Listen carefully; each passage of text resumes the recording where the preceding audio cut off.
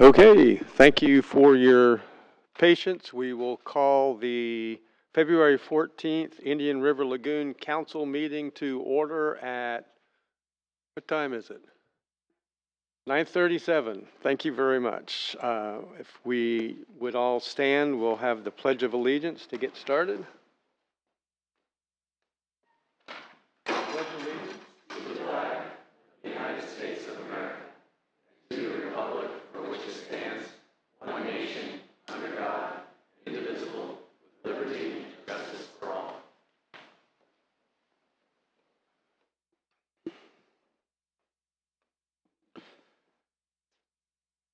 Okay, why don't we've got some new people. Why don't we start to my left down here and everybody just introduce themselves.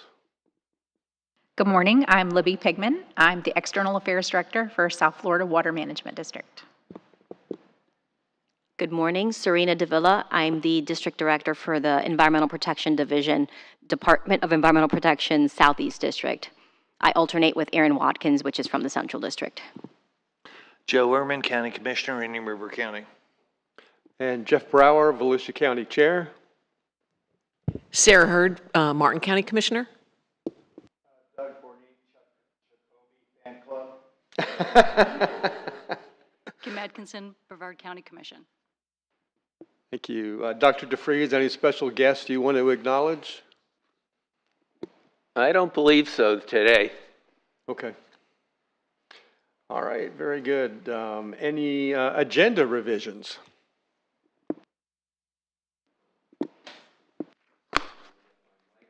You're good. I'm good, but I don't have a red light. Yeah, you do. Oh, there it is. It's on. Yes, we have a couple of agenda revisions, and I'll go from the top down. Most of them are minor.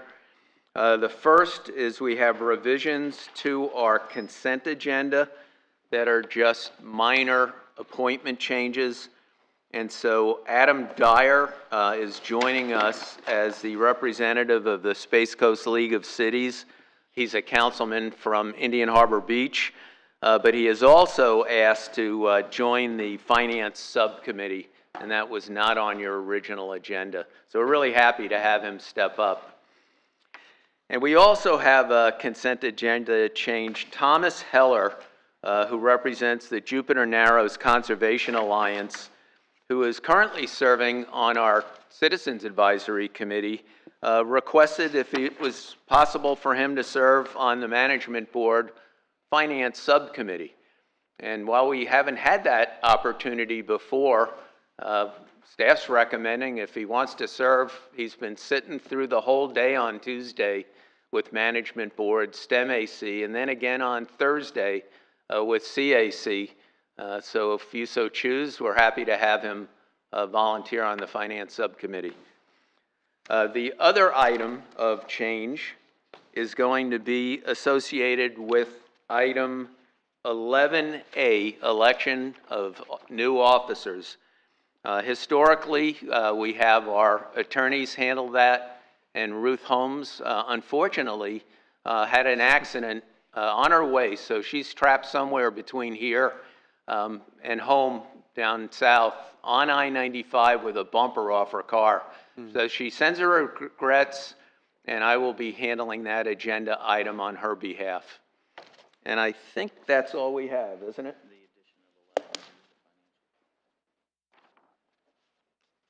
11B. Oh, thanks for reminding me. So we have added, and you got this in your second agenda that Aaron showed, but it wasn't in the original package. And so it's not really a revision, but just for the record, to be clear, after the original package went out, I felt it was important that we had a discussion about federal funding. And so that amended agenda, which you got from Aaron, is going to be something that wasn't in the original package. And, that's right. And you're going to get a presentation from the Nature Conservancy today. That is agenda item 7 and 6. We're going to swap the water quality reports and the TNC presentation just the order, mainly to allow one of the TNC representatives to make it to Orlando to make a plane flight out to home. So that's the only revisions, all minor, but wanted to make sure we had those for the record. Okay. Any questions from anybody on those? We will move on then to item 4, resolutions, recognitions, letters, and awards. And this morning, it's my pleasure to recognize Chris Zadowski for his leadership and his service. Chris has a long history of leadership on behalf of the Indian River Lagoon and the IRL NEP. Prior to creation of the council, Chris served on the IRL NEP Advisory Board when the program was administered by the St. Johns River Water Management District. He represented St. Lucie County on the Indian River Lagoon Counties Collaborative. 6 counties met for the first time in 2013 in response to the harmful algae blooms in 2011, 2012, and 2013. The collaborative was the genesis for creation of the IRL Council, on which we all now sit, as an independent special district and full reorganization of the IRL NEP. Chris, would you please come forward and Morning.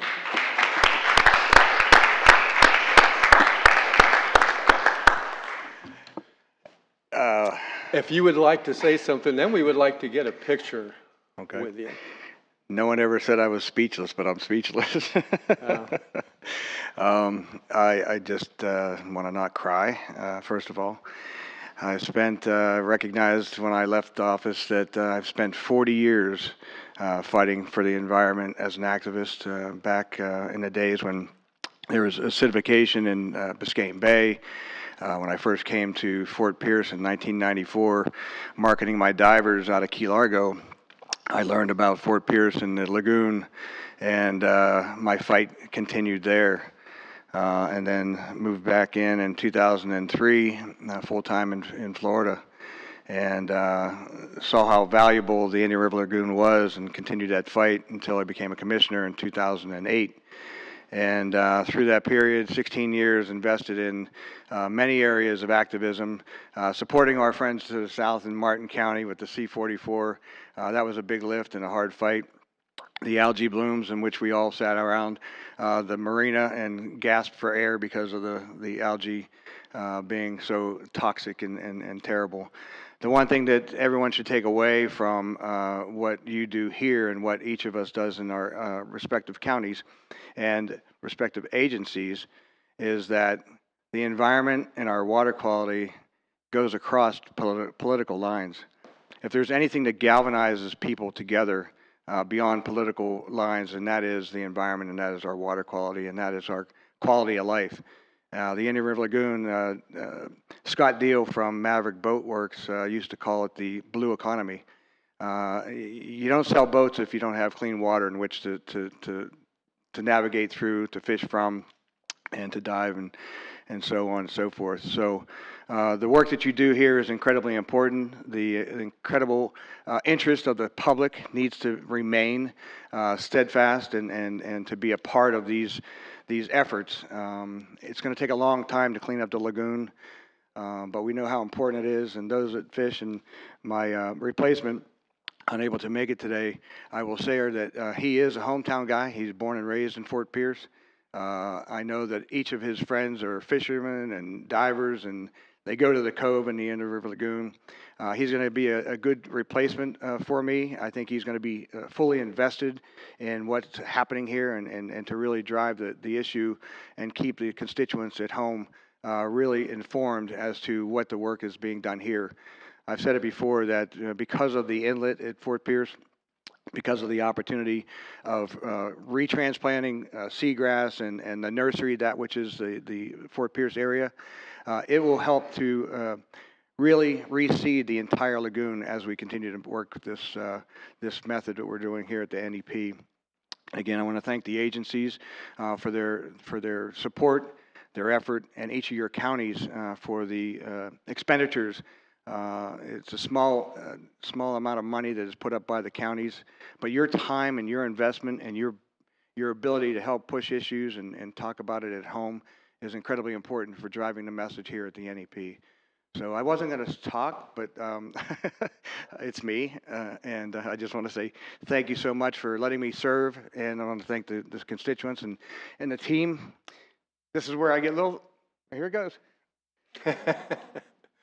This team is so incredible. Seeing where we came from, the small group of individuals that drives the bus here, the amounts of money that we have been able to expend for positive results. When you want to talk about return on the investment, the National Estuary Program Council that you are today has returned so much more in value than the dollars we've been able to spend and secure. So I want to just say thank you for the opportunity to have served, and I wish you all well. And if you ever need me, I'll be available. Well, thank you very much. I want to tell you that having served with you here, your passion for the health of Lagoon, the wisdom that you brought to this council and your council at home, but more than that, your passion for the health of the people that you represent, their quality of life, not only for Fort Pierce area, but the entire state really is. That passion and wisdom was so obvious in everything that you did. Thank you. And it was a pleasure serving with you. I know that you won't. You're not retiring from work to preserve the lagoon, to improve it. And I just want you to know that what a pleasure it was to serve with you and to continue to serve with you. So thank you. Thank you, Mr. Chairman. I don't know if anybody else has something to say. Mr. Chairman. Yes, Mr. Urban. I hadn't got to know Chris that long until I got elected as a commissioner back in 2020. But there's if you're smart, when you're a brand new elected commissioner, you watch certain people, you learn from certain people. I did that with Commissioner O'Brien up in Any River County, who retired. You know, I watched him, how he did things and motivated things, what his causes were important and what weren't. Well, this is another guy. Now, I didn't serve with him on the county commission level, even though we did discuss every now and then some different things with regards not just to Lagoon, but working up here and serving with Chris when I got appointed, it was one of those things that I watched and listened to what he had to say, because he's been definitely a person that has been a champion of our environment, especially our lagoon and in our coastal shores. So, Chris, thank you for allowing me to serve with you. Thank you. And watching, learning from you and what you do, and much your effort has been much appreciated. And Thank you, thank you Commissioner. for that. Appreciate you. Thank you. Thanks. Don't go anywhere. So, Mr. Chair, we want to recognize Chris, and one of the things we do with our past chairs is give a gift of a mangrove with oyster shells. I think you have 2 already at your house. It does. And so staff felt like you didn't need a third, sculpture for your home. My staff and I, we are honored to work with you. Oh, thank you. It's been a pleasure. We learn from all of you every time we meet and understand each of your counties and your agencies better and better. I'm going to put you on the spot a little bit. Chris was one of our board members who said, come on down, let's check out sites. So we've been in the field a few times with you and had EPA visit some of the St. Lucie sites. And so I want to thank you for your service, your support, your friendship. We want everybody to come down and get a picture with Chris. And we're going to let you kind of get bored of retirement for a little bit, and then maybe we can bring him on as a volunteer. Have some free time on my hands. I don't know. Thank you. He's pretty tan. He might be enjoying this retirement stuff. Well, it's the blue economy. Just want to say thank you for your service. And we're going to get everybody down for a photo. Who painted the picture?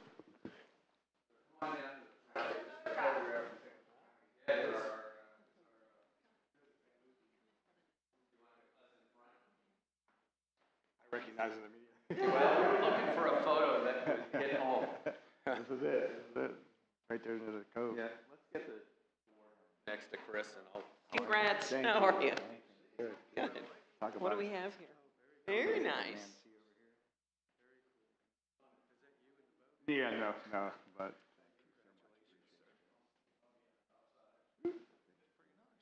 Yeah.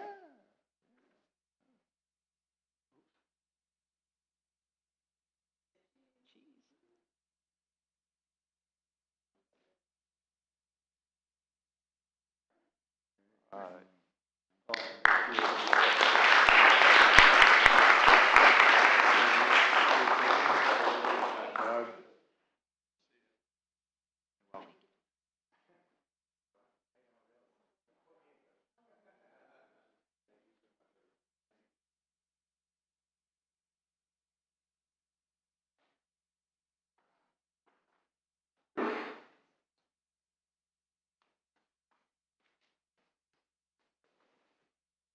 Mr. Chairman, can I make one final comment about Chris? Chris, can he make one final comment about you? I know. I would be. I've held back. Chris always likes to poke fun at my length of involvement, which you say, that's a polite way to put it. As he said many times, I've been here since the Civil War, but I have been lucky enough in my ride through living in Florida and my history of the East Coast since my granddaughter's great-grandfather dug the very first inlet at the Palm Beach area and was chairman of the first Inlet Commission. So my father got me involved with environmental issues when I was in grammar school. And I've known a lot of the great stars, Maggie Herchella at Martin County, Nat Reed. I grew up with Nat playing golf with him. I've known a lot of the people that made a big difference in the very beginning with the Lagoon. And Chris is one of those. And he has never quit. He always, despite all the other issues floating around with all of us, he always, with me, was involved with this Lagoon. And that's what it takes. This Lagoon needs leadership like Chris, where it's so, as he mentioned earlier, it's so important to have clean water. It keeps the hotels full, the restaurants busy. It keeps citrus well. We need clean water in citrus. We need future water supply, and it all involves clean water. And Chris has always been just a rock star of support and knowledge and undying enthusiasm for this Lagoon. And I've seen that since I've known Chris. And Chris, you can't go anywhere. You got to come and just sign up and be involved. We need you here, and thank you for your service.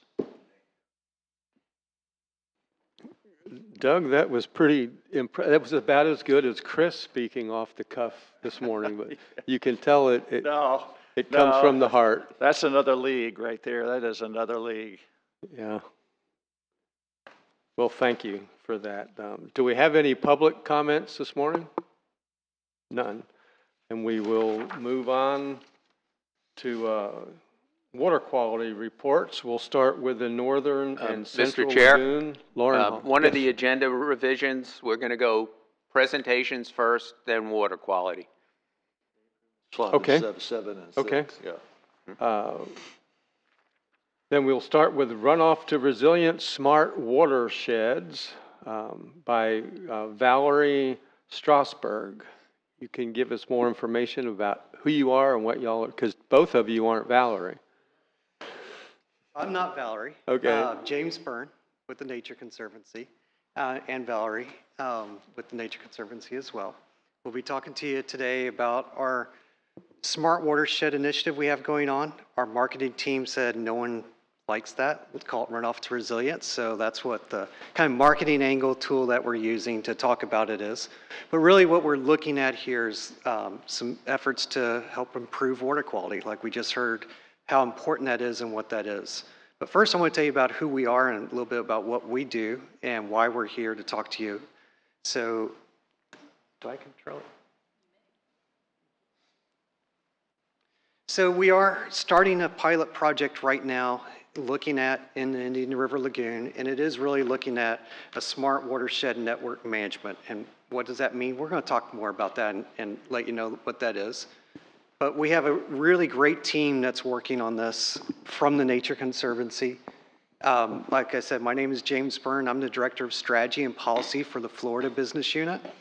And I've been working in water quality issues, coastal issues for 25 plus years or so throughout Florida and the Caribbean and in the Pacific. We also have in Florida a team that's on this as well. Greg Connect, who some of you might know, is our Executive Director. Jennifer Carpenter, our Deputy Director for Conservation, came over from Department of Environmental Protection, where she was the South District Director. And then Caitlin Lustig, who's our Conservation Manager, is helping coordinate a lot of this work. That's our Florida based team. I'm based in Jupiter, so just at the southern end of the lagoon. And then we also have a team that we brought in that's been working on stormwater issues across the country. And that is what we call our Bright Storm team. That's where Valerie sits. She's on that team, that she's come in from it.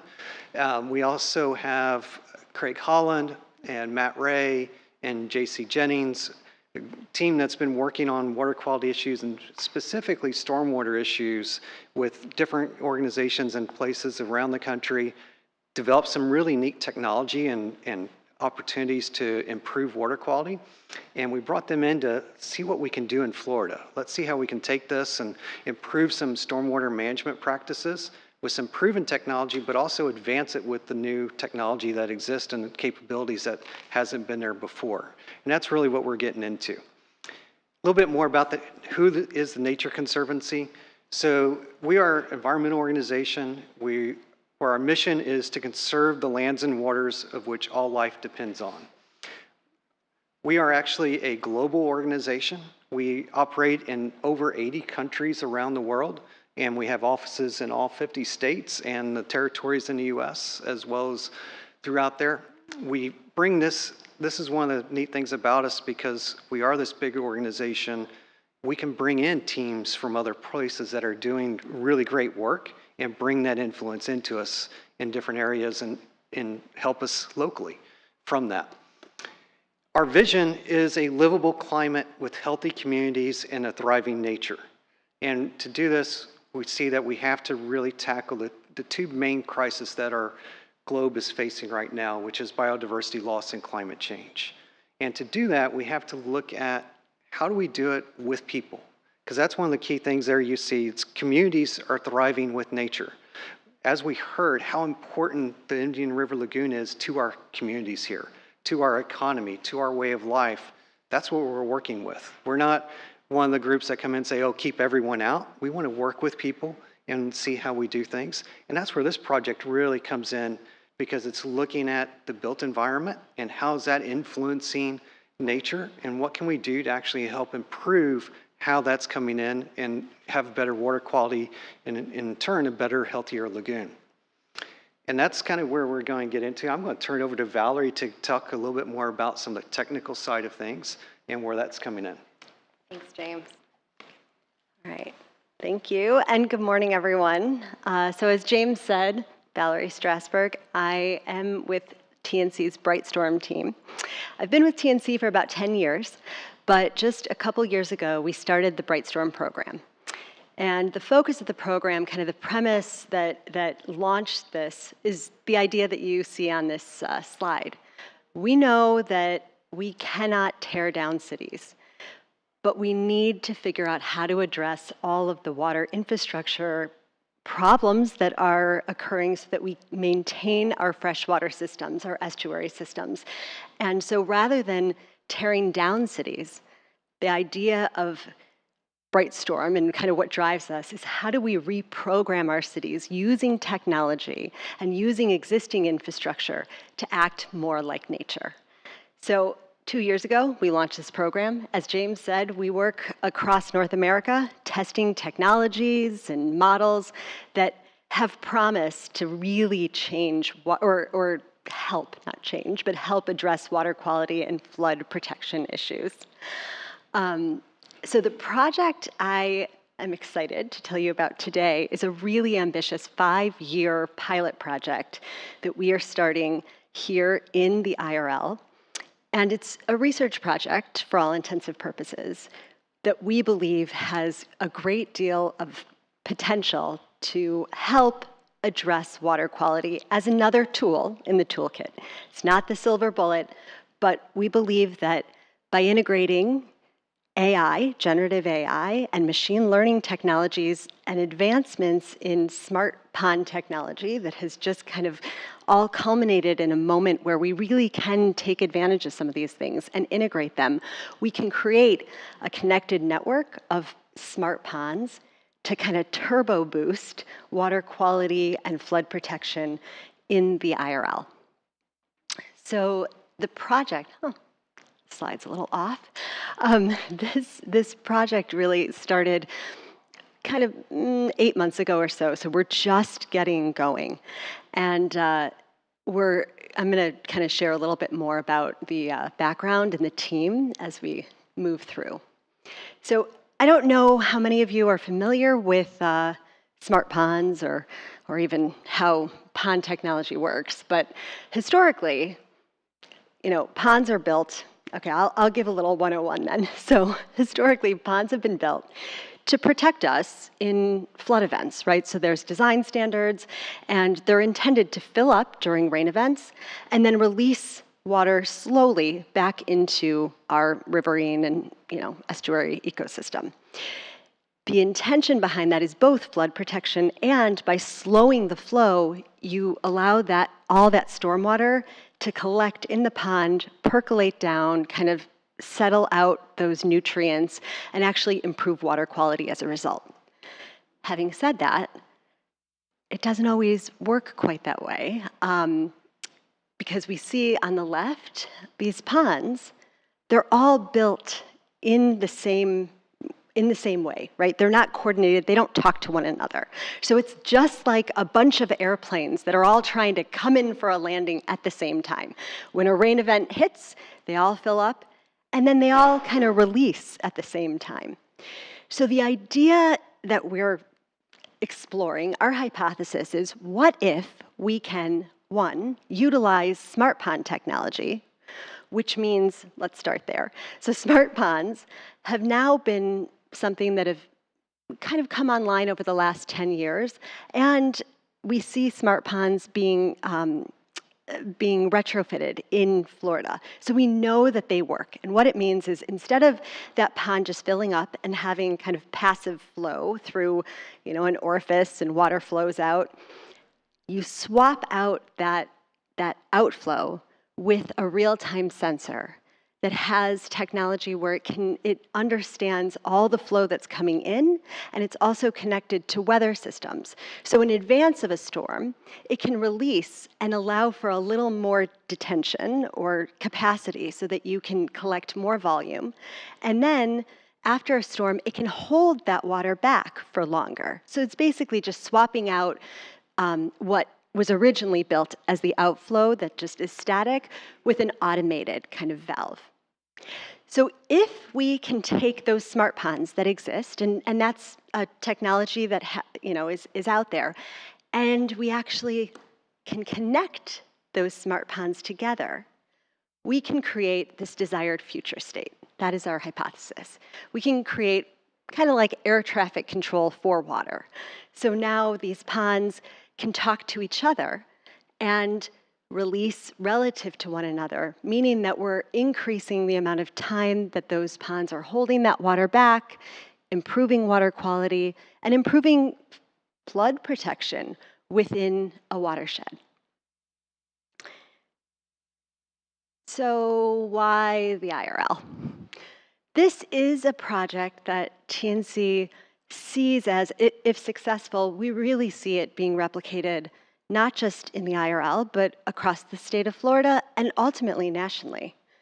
But the reason that we have selected the IRL to pilot this, to test this, is numerous. I mean, it is really kind of the trifecta of where there's opportunity. First and foremost, there's a lot of ponds here.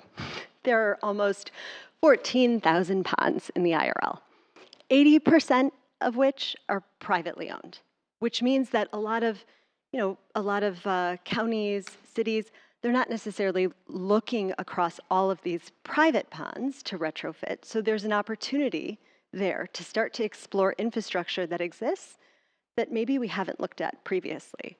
And there's a lot of rainfall. So between having lots of ponds, lots of rainfall, and as we just heard with Chris's beautiful acknowledgments, and this is a really, really strong environment for collaboration and wanting to see new technology and innovation thrive in order to protect this ecosystem. So working with regulators, policymakers, that's really significant. So knowing that we have the political will in this location, and also we have implementation partners that we've already begun working with who understand how the permitting works for these smart ponds and have been doing this for a long time. So this is just a quick diagram for you to kind of see how these smart ponds work. Again, it's really, I think, if you haven't seen it before, I think this will work.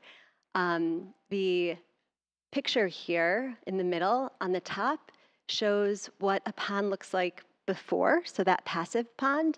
And then on the bottom, it shows what it looks like when you've now put this smart pond technology in, so you've switched it out. And what you're really looking at is the clarity of that water in the top and the bottom. So seeing that it's a lot clearer because you've increased the amount of time that that pond has allowed for the water to kind of settle and those particulates and nutrients to settle out.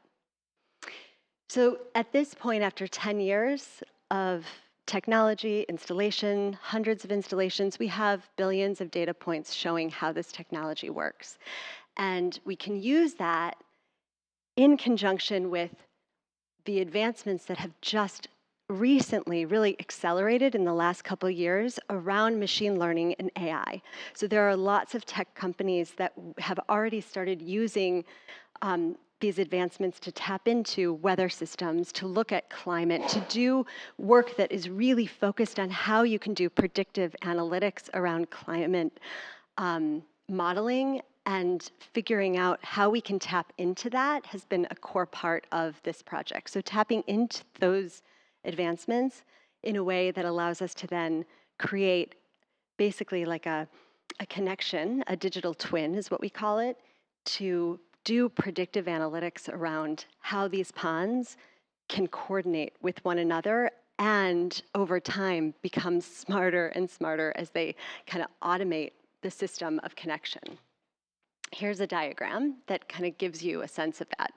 So this future state hypothesis that we're looking at testing involves, again, kind of coming up with first the weather data that's incorporated, and then also having these ponds all connected to the same kind of hub, we're calling it a digital twin, where you can monitor the outflow, the inflow, and then in looking at those two things together, this system would predict what the optimization is between those ponds, so those connections.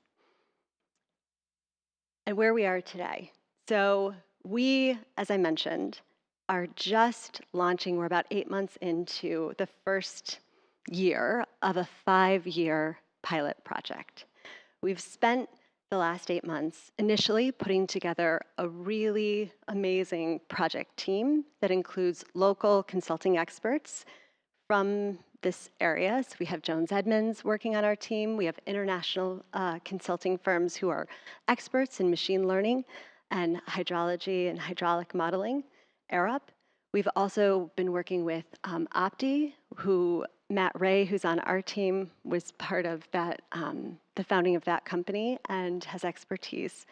Opti has expertise in CMAQ, which is CMAC is the Continuous Monitoring and Adaptive Control. That's what it stands for. It's the actual technology that you use when you take a passive pond and create a smart pond.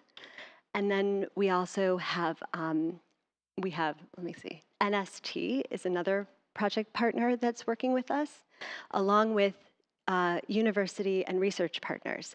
So we have university partners in University of Florida, whose Eben Bean will be doing monitoring on the site once we kind of hone in and select a pilot to test this. So Eben will be collecting pre and post data to make sure that our hypothesis works, because again, this is a pilot project. We don't know if it's going to work. So that's really, we're early stages, and we want to make sure that our hypothesis proves out. So we have University of Florida, we have experts at the University of Michigan who are also helping as advisors on the machine learning and hydraulic and hydrologic modeling, as well as a partnership that we've formed with Amazon Web Services and their AI and machine learning nonprofit arm, who has been helping us think about how to build this digital twin, which will come down the line. So with that, let's see. I just want to quickly, the last couple of slides here, kind of give you a snapshot of I'm trying not to go too into the details and the weeds, but just to share where we are today. So AI, machine learning technology, is kind of, there are two pieces of how we're using technical advancements in this project. And the first is actually early on. So right now, we're just doing modeling, right? We want to look across those 14,000 ponds to see where the opportunities are for the greatest uplift. Where are the loading potential? Because not everywhere makes sense to do this smart watershed network. So first, we've built a model, and with this technical team, to use advances in technology around modeling that has allowed us to actually identify, I think we've actually come up with about 12 locations. So looking at where we can implement this. But this model itself will be a really important component to replication. So as part of that, we've also spent the last 8 months doing roadshows with James and our colleagues in Florida to start to do partnerships with Dwayne at the IRL, NEP, and Brevard County, St. John's Water Management District, and others, because ultimately we need local expertise to really give input on, what is the model saying and what actually makes sense on the ground. So we've been doing that alongside making sure that these models are also things that can be open source and useful for all the counties in the IRL, as well as hopefully, once we go beyond replicating outside. So this is kind of our initial prioritization model, a summary, and we, as a result of doing this model, have also found that there are ancillary benefits that we hope will actually help beyond just this project. But this is Arup is our consulting team who just put together this aggregated storage model, which, again, we don't need to go into the details here, but what's really cool about it is this in and of itself is something that doesn't exist and hasn't existed before. So I think what we're going to find along the way is as we're developing things for this kind of bigger vision into the future, we're also creating tools along the way that we're hopeful will be helpful to our partners as we kind of build this out, and they can use it for watershed planning as well. So again, we're here today just to kind of give you a snapshot of what we're doing, because we are very hopeful that you'll be hearing much more about this project as we go on over the coming years, etc. And we're excited to start gathering data once we kind of identify where we want to launch the actual pilot. And once we get that in the ground, which is likely another year and a half away or so, we're hopeful that we'll be back here and giving you an update. And we really want your insight, input, questions, all of that. So yeah, I think that's the end. I've covered this slide. So with that, I will open it up to questions. Well, thank you very much. I'm sure you have questions here. I'll let you go first. Go ahead. Nope. There we go. I have 1,000 thoughts, but if in the 1980s and 90s, Kathy LaMartina in South Florida started the first step to this, where we looked at the Stewart Inlet, the St. Lucie River basin, and tried to create as many neighborhood ponds and retention areas that we could figure on a good map of Stewart area. And Kathy did a good first step of capturing as much local drainage before we went in and took all of that we could scrape off the bottom of that inlet, particularly going into Manatee Pocket, which a lot of you may not know is just one of the areas of Stewart's Basin. And that committee did a noble job. You take it to the next level. And I like that. I like the thinking. I like the out-of-the-box thinking. But there's so many layers to think about from, okay, you're capturing all of this and you're going to have sensors, but what is capturing, i.e. fertilizers that people buy at Home Depot, that a lot of what is prescribed in the fertilizers they sell at Lowe's and Home Depot, we don't need in Florida. About 70% of that is unnecessary on a sugar sands of South Florida, because this peninsula is a sandbar. And so in any event, there's so many layers. There's septic tanks to get those removed, because that ends up in the local water table. But what you're doing will help. I think it's another good step, but there's so many layers of this onion we all need to peel back, and an awareness of the built environment. The cities, you say, need to get on board. Well, the cities need to understand their future is not east of I-95, it's west of I-95. That's where our, excuse me, when you know it. And to embrace people that own the land to the west, because that's their future. So that needs to be done. The septic tanks need to be done. The fertilizers that we buy, unfortunately, are the wrong mix. But I like the step. I think I've always thought we need to coordinate. Okay, in Stewart, we got as much as Kathy could find, and we went out and aggressively pursued that. But connecting them and bringing them where we can together, because the longer holding capacity for small ponds, the better. Small ponds by themselves, they're a Band-Aid, but if you can connect them and hold more water out of the lagoon, that's the next step. And I think what you're doing is noble, and I like the step. Yeah. Thanks, Doug. Yeah, I think that's right. And you just reminded me of something that I should also mention, and maybe this was, assumed, but I'll just say it. So as we're doing this modeling, the modeling is to identify locations, number of ponds. Do we need 5 ponds? Do we need 10 ponds?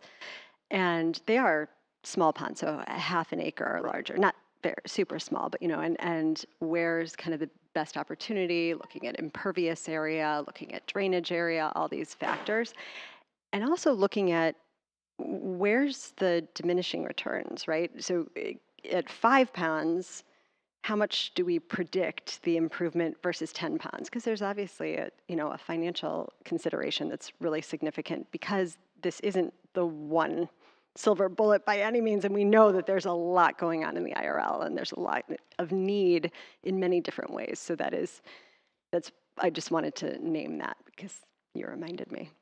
Septic tanks are so important to this process. The South Florida Water Management District did a study of septic tanks at Big Pine Key back in the 90s. And I happened to be down there lobstering. I think I told the story here before, but I was lobstering down there all day one day for lobster season, and I got out of the boat and I was up at our rental house at Big Pine Key, and the Key West Citizen was there, and the headlines was "Study in from South Florida on septic tanks at Big Pine Key," and I thought, "What hell? That's where I am." And they put dyes in the toilets of a number of homes, one of which was on our canal. And they said, by the time you flush to where that water arrives intact with all of the fecal and E. coli that you flushed, it took 42 minutes. And so everybody back then, 35 years ago, we all thought there was magic in the coquina but beneath the Keys and all of Florida, that there was magic down there, but there isn't. It's just a sandbar with rocks, and that water arrives unfiltered in its same form. And the bad news is I had been diving for lobster in that canal for about an hour. There are a lot of lobster there, just between us, but anyway, that taught me a lot. Oh. Well, I'm curious, it sounds like most of the research effort is going towards water quality. Water quality and flood protection. So we are Good. looking at That's volume. where I was going. In our area, there's a lot of development, and each development has water retention ponds. Most of the new developments now, well, all of them, are raised above the surrounding neighborhoods, 4 feet, 10 feet. I mean, and the ponds stay full, even though they're percolating through the soil, they're full. And well, so we found out that these areas are actually buying reclaimed water because they irrigate out of the ponds. So we're trying to deal with that, but it's creating a tremendous flooding problem. It's created a perched water table in the areas around them. And then we find that they have emergency outlets on the ponds that just dump excess water into private property behind them, around them, beside them. And there's areas that have been flooded for 5 years. Houses that look like islands with, so how could this help coordinate, would it help coordinate the release of water? How does it help control flooding? There's a lot of thoughts I'm having, much like Doug, after I gave my presentation to respond to that. Okay. So first I'm thinking yes, I think it can. Also, what you just described, I'd love to follow up with you, because what you just talked about is very specific in a way that we want to make sure that we understand some of the nuances. Like buying reclaimed water, putting it into your wet or dry detention pond is something that I mean, that's a great example of why we're here. We want to make sure that we don't inadvertently find, 5 great ponds, and then we get down the road and we haven't asked any questions enough to know that those ponds are actually full, and that volume that we're seeing isn't truly just runoff, it's also including reclaimed water. That's really interesting, so I just want to make a note of that. And that's, the kind of information we'd like to hear about as in this present stage as we are kind of embarking on the next 6 months. How would it help with flooding? So these, the CMAQ, which is these, continuous monitoring and adaptive control. So basically there's the continuous monitoring part is these weather sensor information that is constantly being uploaded to a dashboard.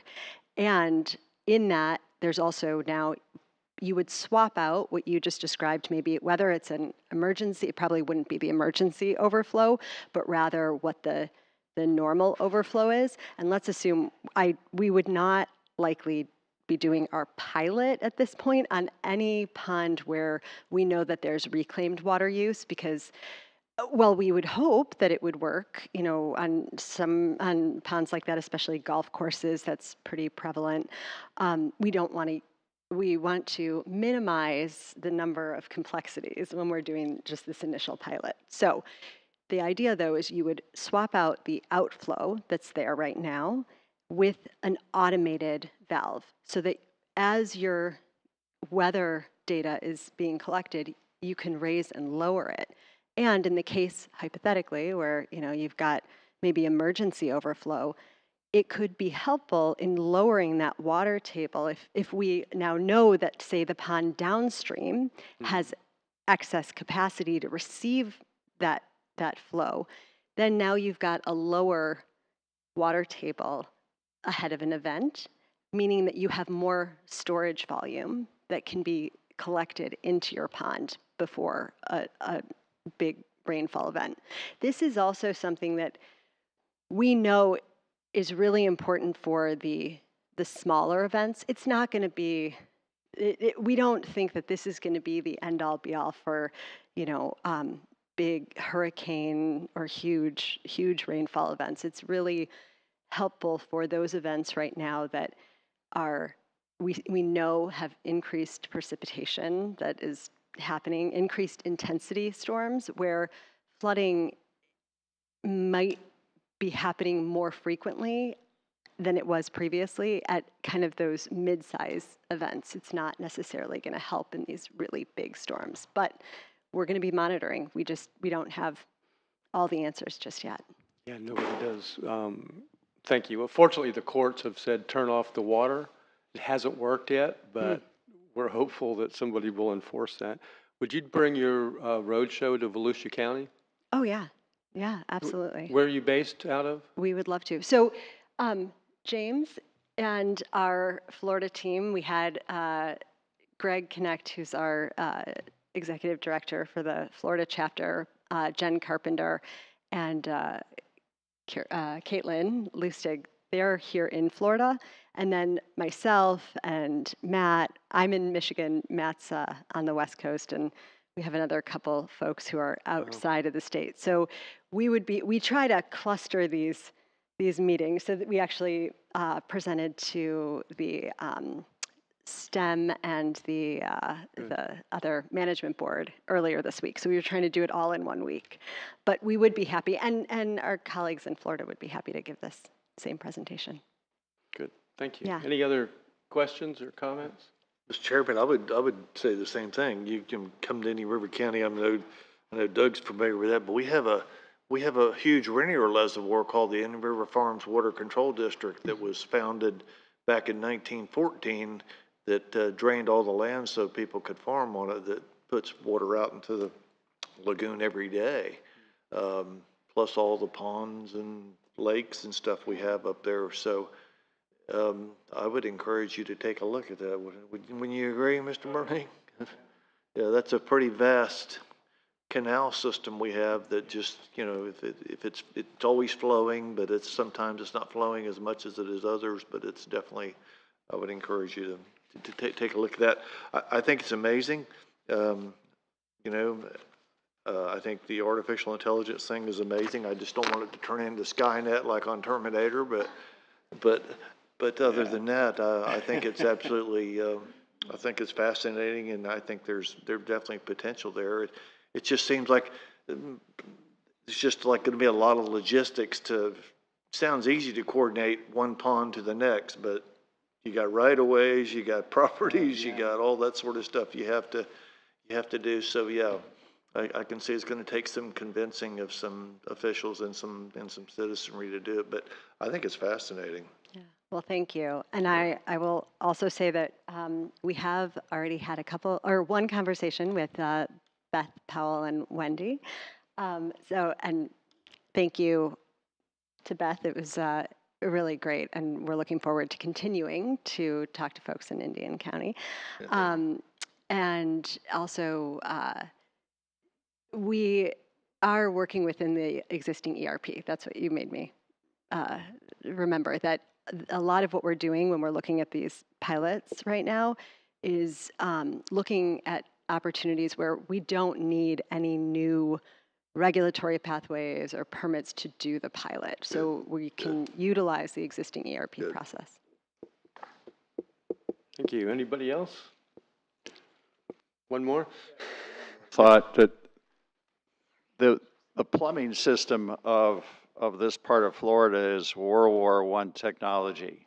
All of Martin County drains directly in the lagoon. All of St. Lucie drains directly in the lagoon. One half of Indian River, the urban side, drains by gravity in the lagoon.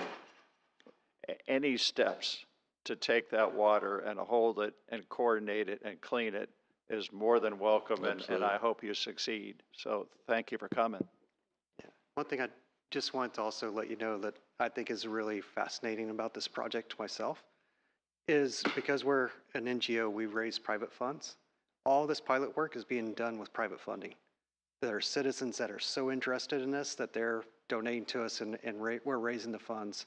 We're not haven't asked for any public funding yet to do this. So that's something that kind of reinforces to me that how important this is to the people. And like we've heard you all about how important water quality is. Everyone wants to see improvements made. And that's been something that's been really great to see is how much people have stepped up and said, yes, let's see this. Let's see it happen. And it's great to see and looking forward to working with you all. And one thing, you mentioned, Doug, about St. Lucie and that we are concentrating the pilot up in the northern part of the lagoon because we didn't want to deal with the complexities of Lake Okeechobee and all those discharges. It'd be so hard to then cipher out what our impact is. So we are focusing up on the more northern part of the lagoon for this pilot so we can show how it works and what it looks like. Thank you. Are y'all staying for the whole meeting? You have to leave. I'm the one who has to catch Okay. a flight, unfortunately, but James can. Yeah, I'll be answer around. Let me just hand somebody my card because I really would like to follow up with you for a water quality town hall meeting in Volusia County. And maybe we can coordinate it with both counties that you could do two at once or whoever else is interested. Thank you very much. It's really great to see technology being applied to such a serious issue. So good luck. Thank you. Thank you. All right. Yeah. Okay, are we ready for water quality reports now? The Northern and Central Lagoon, Lauren Hall.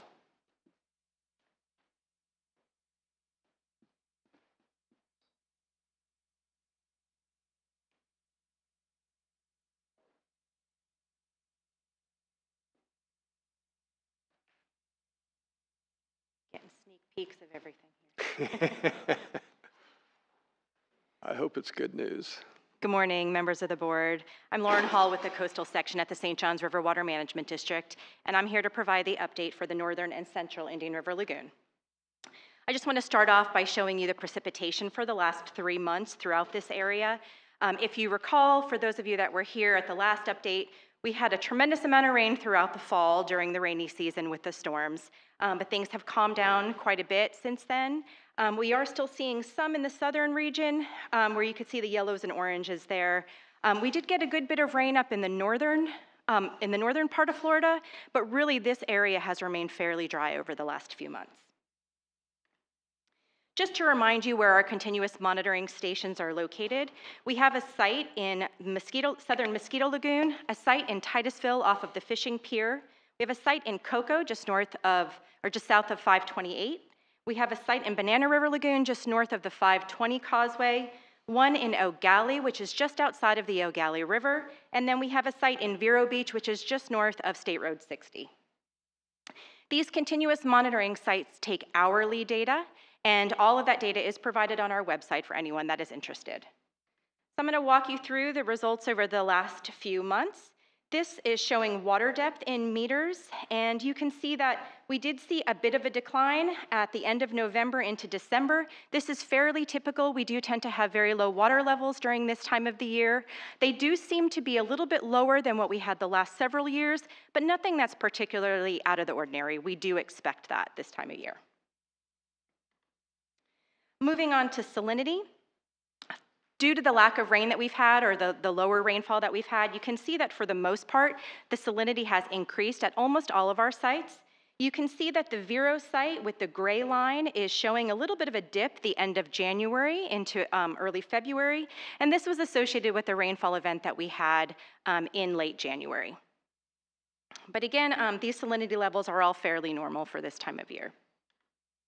Moving on to temperature, we have seen a temperature decline over the last few months, but for the most part, the temperature still remains fairly mild. We are not seeing anything extreme. We did see that cold snap the end of January that brought some of our temperatures down below 10 degrees C, but it did come back up as soon as things warmed up. Moving on to dissolved oxygen, because we have had these lower temperatures, the water can hold on to oxygen a lot better than during the warmer temperatures. So we are seeing fairly high dissolved oxygen levels throughout the lagoon. 2 milligrams per liter is that hypoxic level that would be harmful to the animals throughout the lagoon, and we are not seeing any of our sites drop below that level. So things have been very good on oxygen. Moving on to chlorophyll A. We do see some of these spikes here and there. They're fairly short-lived. Most of these are likely the diatom pseudonychia that does seem to pop up and then disappear. They're very short-lived, and so the take-home here is that although we do see some spikes coming and going, we have not had any widespread, long-lasting blooms throughout the lagoon, so that's been very good for our water clarity. Moving on to turbidity, where we see these large spikes popping up are usually associated with wind events that we get throughout this time of the year. You can see that rainfall and wind event the end of January, especially in Mosquito Lagoon area. Mosquito Lagoon is a very shallow water body, so it does tend to stir up very quickly when we have these wind events. Again, they pop up like this, but then they do decline very quickly, and so nothing very long lasting, which is good news. Looking at FDOM, this is an indication of how much color is in the water and is often associated with fresh water. So the Vero site that is just north of State Road 60 and is close to the Vero main canal tends to be the site that responds the most when it comes to this freshwater and FDOM measurement. And so we do see these spikes at that Vero site with the gray line. Another thing to point out is the green line here for cocoa, where it's increasing all of a sudden and then it runs up and then drops back down again. I think there may be some calibration issue and maybe a sensor malfunction going on there. This was a particular deployment of a sensor, and so I need to get with our QA team and find out what's going on there, if there's some correction that we can apply to that data to bring it in line with the rest of the data. But nothing out of the ordinary for FDOM as well. Okay, so I always like to show what the water clarity has been throughout the few months, and you can see that I'm going to point out a couple of areas in particular. So this area here in the Melbourne area down through Sebastian, you can see that we've seen a decline in our Secchi depths, which is a measure of water clarity. And then we have seen a similar decline up in the northern part, Mosquito Lagoon and northern Indian River Lagoon. We have seen poor Secchis. But one of the things that I just want to point out is that this data is taken from our routine water quality monitoring. That is a snapshot that is done the first week of every month. So sometimes this data happens to be done during a time period where we are getting extreme winds or we've had a rainfall event or something along those lines. So it really is a snapshot and is not necessarily representative of what's going on today. So for instance, this area here throughout the Melbourne and Sebastian area, we have preliminary data from our February sampling that just happened last week, and we are seeing that these Secchi depths have returned to 1.5 meters or so throughout that area, so things are looking better already. So just to caution you that these are snapshots when it comes to our routine monitoring.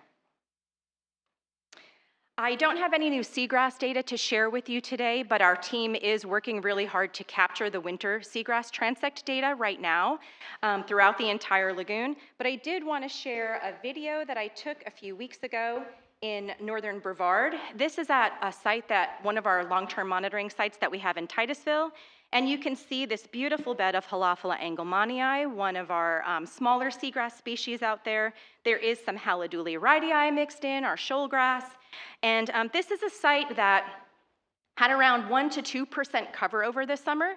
And so a little bit unusual from what we typically see, we've seen an increase since our summer cover at this particular site.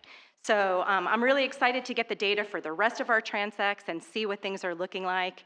And then moving on into summer when we tend to have our higher biomass, I'm really hopeful that we're going to see more increases like we saw at this site. And with that, I'll open it up to any questions.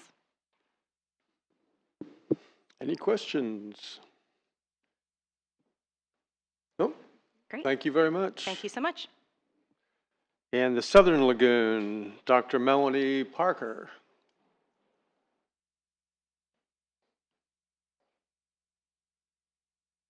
Good morning, everyone. My name is Melanie Parker. I work with the South Florida Water Management District in the Coastal Ecosystem section, and I'll be giving an update on the Southern Lagoon conditions, specifically focused on the St. Lucie estuary.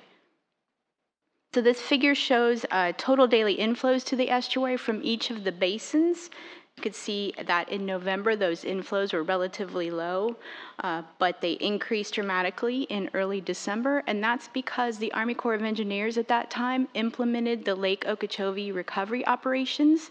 And what that is releases of water from the lake to both the St. Lucie estuary as well as the Caloosahatchee estuary to try to bring those lake levels down before the wet season starts later this year. So there are caps on how much water they can release to each estuary during this time, and for the St. Lucie, that's 1,400 CFS per day on average, which is the sum total of flows from all the gauge structures into the estuary. So they can't release 1,400 directly from the lake, but what is remaining left after what comes in from the rest of the watershed. And that has been on average since they started these operations in December to be about 1,200. Because it is so dry right now, we don't have a lot of inflows coming into the estuary. So if you look to the bottom right, that table is showing average inflows from each basin for the most recent 7-day period. And we had a total inflow of 1,389 CFS, with again, most of that coming from Lake Okeechobee. This map shows the location of our 3 continuous monitoring sites. The SONs are deployed at HR1, US1, and A1A in blue. The table on the top left shows 7-day average salinities at those 3 sites in bold for the most recent week. So in the North Fork, our HR1 site had salinities of about 6 on the surface and 10 on the bottom. At the middle estuary site, US1 Bridge, salinities were 10 on the surface and about 12 on the bottom. And at our most downstream site, the A1A bridge, salinities were 18 on the surface and 23 on the bottom. And to put that in perspective, we relate that back to the Recover Salinity Performance Measure, which has established optimal, stressful, and damaging ranges for adult oysters in the estuary. So if we look at HR1, we see that those surface salinities are in the stressful range of 5 to 10. But the bottom salinities are still within that optimal range of 10 to 25, and both the US1 and A1A bridge stations have salinities in the optimal range. So the good news is that with these releases from the lake, we are still seeing salinities maintained in the optimal range at most locations most of the time since this has happened. So that's been a good outcome. The figure on the top here just shows a closer snapshot of salinities at those same 3 sites. These are daily salinities, and you can see how consistent those salinities have been since mid-December. Not a lot of change, a little bit of a downtick and uptick in the most recent week. The figure on the bottom is that US1 location, and this is an average salinity from the top and surface measures. And the green band indicates that optimal range for oysters. And you can see there are a few periods in early and mid-December where that did fall out of the optimal range, and again, that's due to some localized rainfall in the area in combination with those lake releases. So again, overall, the whole time that this recovery operations have been going on, salinities have remained most of the time in the optimal range. This figure shows results from FWRI's monitoring of oysters in the estuary. This shows about the last 2 years of spat settlement. If you look at 2024, you can see that spawning and recruitment began in about March or April, and we had a rate of 1.3 spat per shell. That increased in the following months and then decreased pretty quickly in July and August and remained low the rest of the year. And a lot of that has to do with those lower salinities we saw in the late summer, early fall. Larvae and young oysters are much more susceptible to lower salinities than adults, so they usually don't survive if we have low salinities. Spawning season wraps up at the end of the year when water temperatures cool down, so we don't expect to see any more spat settlement until spring when those water temperatures come back up again. So probably March, April, May is when we'll start to see spat settlement again. And again, I don't have any seagrass data to present today because our crew is out this month collecting that data, so I'll be presenting that at our next meeting. I'd be happy to answer any questions. Doug, go ahead. Yeah, can you go back to, I think it's around slide 20, I think. Maybe that one.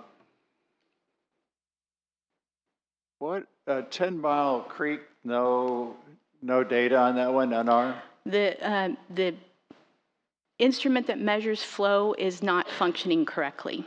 Okay. So we don't have that information, we don't have that data, unfortunately. Yeah, that's been plagued, that whole 10 Mile Creek history has been plagued with issues. Where's the C-25?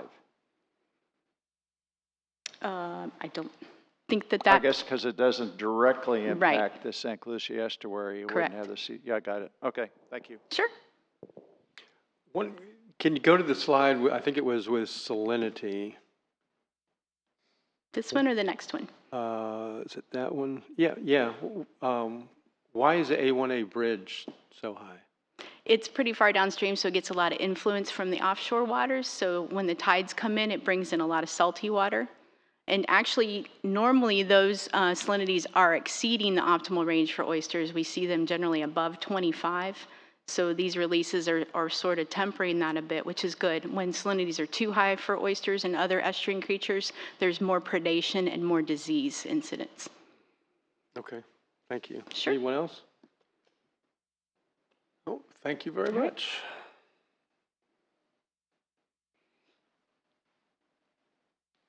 And that takes us to the IRL NEP Management Conference Committee reports. Have the Management Board report. Here it comes. Good morning, board, and happy Valentine's Day. I know we all have a lot of love for the Lagoon, so we'll get right to it. Some great presentations, and just want to give you an update on our meeting on Tuesday. So on February 11th, the management board convened at the building next door. We had 22 people in attendance in person, or members in attendance, with 10 attendees online. So it was a little bit lower than the previous meeting, but we had 11 in person and 6 online guests. The meeting was called to order promptly at 10:15 a.m. We had no agenda revisions, and the minutes from the November 12th meeting were approved unanimously. Stu provided us with a finance subcommittee report, and the board accepted the committee's report and reminded everyone that we need to recruit and help him fill some vacancies on the finance subcommittee. So we'll continue to do that. Lauren and Sherry both presented the water quality reports for the St. John's and South Florida Water Management Districts. The Nature Conservancy team, led by Jennifer Carpenter and Matt Ray, presented the Runoff to Resilience presentation that you have just seen. And we had some really great questions from the management board and from the guests who were attending. It was a very lively discussion, and so there was a lot of going back and forth, and I think that we all walked away wanting to hear more. There were no old business to discuss, and the meeting moved forward with our new business. And the following items in the report that I provided were all approved. I will make a note that there was a small error that we made note of on the spreadsheets. So that should have been from 70% to 75%. Other than that, the board approved all fiscal year 2026 report or recommendations. The water quality restoration grant, habitat restoration, community-based restoration, and science and innovation were all discussed, reviewed, and then moved with approval with no dissent, and only a few abstaining as needed. So those were all passed. And one thing I would like to mention is that we did add a discussion concerning funds that were not allocated through the RFP proposal process, so there were some remaining funds. In previous years, what we have done is we have asked to move those funds to eligible projects that maybe were not funded or were not fully funded, but we had a discussion, and staff's recommendation was to place those funds in reserve, which we made that motion that you would approve placing all of those additional funds that are not used into a reserve. So that was added from our agenda. Other than that, we moved through the tentative fiscal year 2026 budget, and the board unanimously approved that the Board of Directors review and adopt the tentative budget for fiscal year 2026 by Resolution 2025-01 pursuant to Florida statutes. Staff also presented the tentative fiscal year 2026 work plans for both the bill and the EPA. There was no dissent on any of those discussions, and so those were both unanimously approved for final submission and for your review and approval. And the last item that we discussed was the bid 2024-01 for a new boat. There were two bids received. Staff did make a motion that the board would allow staff to enter into negotiations and contracting with the lowest bidder in accordance with the established procurement procedures. So we were all very happy after the most recent breakdown on the way to Jones Pier that staff was able to navigate to an adjacent dock and save the day. So, so we think that that's something that's important, and we hope that you'll consider and approve that. We also had all of the various reports that you'll hear today with community engagement, information tech and data science, the project update, and the executive director's report. So you'll get to hear those as well today. We have final comments, and the meeting ended at approximately 1 p.m. I would like to note that our board would like to acknowledge that the Clean Water Coalition of Indian River County is honoring Dr. DeFries with the Lagoon Champion Award. And that's going to have a celebration on Friday, February 28th at 3 p.m., which will be held at the Jones Pier Conservation Area. If you have not been there, we would love to invite all of you, and we'll have tours, and everybody will get to see the site and celebrate with Dwayne. That's all I have for my report.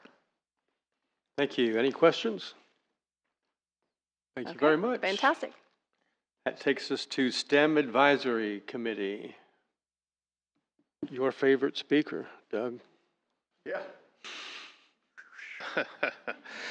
Yes, thank you, Doug.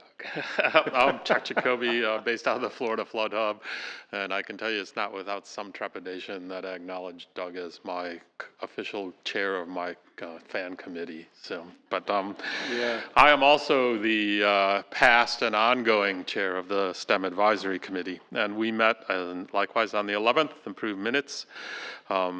We recommend moving forward with the 2026 tentative budget, the EPA work plan, and the built infrastructure law work plan. We also walk through the request for proposals and recommend that you move forward as the staff has put together, including allocating any residual funds, which I believe goes into the communications and into the reserves. We also recommend that you move forward with the purchase of a boat, having been on that boat when it tried to sink, and that was some time ago, so it still was, has still been doing yeoman's service, but we recommend replacing that. We also discussed the uncertainty surrounding federal funding and the uncertainty surrounding that uncertainty, and felt, that the course that's being steered is about the best we can do at the moment, which is to carry on doing the work. And that's my report. Thank you. Any questions? Thank you very much, sir. Citizens Advisory Committee. And it falls on you. It is. I scanned to make sure Frank wasn't here, but he's not, so it's me. Hi. So CAC met yesterday afternoon. They heard a presentation that you all funded last year. It was from Coastal Connections. That was the project that was right on the cusp of not getting funding, and then it was recommended by the board here, by Mr. Ehrman, to pass that through and to fund it. So that project is ongoing now. They stopped in to give us a presentation and let us know what was going on with that. That is, just as a reminder, a monofilament kind of recycling program. So they have a big volunteer effort going on where they have monofilament and braided line recycling receptacles along both the beach area and the lagoon area, and bi-weekly volunteers go out and collect that material. And they have collected so far this year, since the project started, 10 pounds of fishing line. So if you think about how light fishing line is, 10 pounds is significant. And it was something like 48 miles of fishing line that they've collected just so far, and they don't even have all of their receptacles out yet. So, doing really good work. It was a great presentation, and the CAC received it beautifully and had lots of good questions and comments about it. They also approved, let's see, all of the items that are coming before you today, they heard as well. So it was all of the RFPs. They recommended for approval. They heard the budget presentation and recommended that that move forward as well. And submitting the work plan, submitting the bill work plan, and they also heard all of our staff reports as well. And they also approved the vote. And that will do it. Thank you. Any questions? Thanks. Well done. And that brings us to the consent agenda, which includes the approval of the November 15th, 2024 Board of Directors meetings, and it includes Board of Director appointments to the IRL NEP Management Conference. And I'm going to take just a minute to mention their names because it's so important that we continue to get volunteers for these for these committees. And I think it's worth just mentioning their name and thanking them for their service. Olivia Escondel, affiliation change from Brevard Zoo to FWC STEM Advisory Committee. Chandler E. Keenan, FDEP to Management Board, replacing Diana Turner. Jennifer Thera, FDACS to Management Board, replacing Yasani Escribano. And Adam Dyer, Space Coast League of Cities to Management Board. And this is a change in Management Board Finance Subcommittee, so he's willing to do a lot of work. New representative replacing Stu Glass, who will remain as an at-large member. So with that, I would ask for a motion to approve the consent agenda as presented. Motion to approve. And I have a motion to approve by Joe Ehrman and a second by Sarah Hurd. All in favor, say aye. Aye. Any opposed? And consent agenda is passed. No old business? No Okay. old business. New business. I'm going to, since the attorney's not here, I'm going to turn it over to Dr. DeFries for election of officers. So far, our new directors, typically we have an open nomination for these advanced positions on our, usually it's the chair, the vice chair, and secretary. And when we recreated and reorganized back in 2015, there was a unanimous decision that that reorganization was really part of the reasons we reorganized was to empower the local communities on this board. And so since that very first year, we've been doing a rotating cycle through the 5 representatives of the 5 counties. And if you chose to move forward with that tradition, then as our current chair steps down, Commissioner Ehrman will step up as the chair representing Indian River County. Commissioner Hurd will come in as the vice chair, and Commissioner Atkinson would come in as secretary.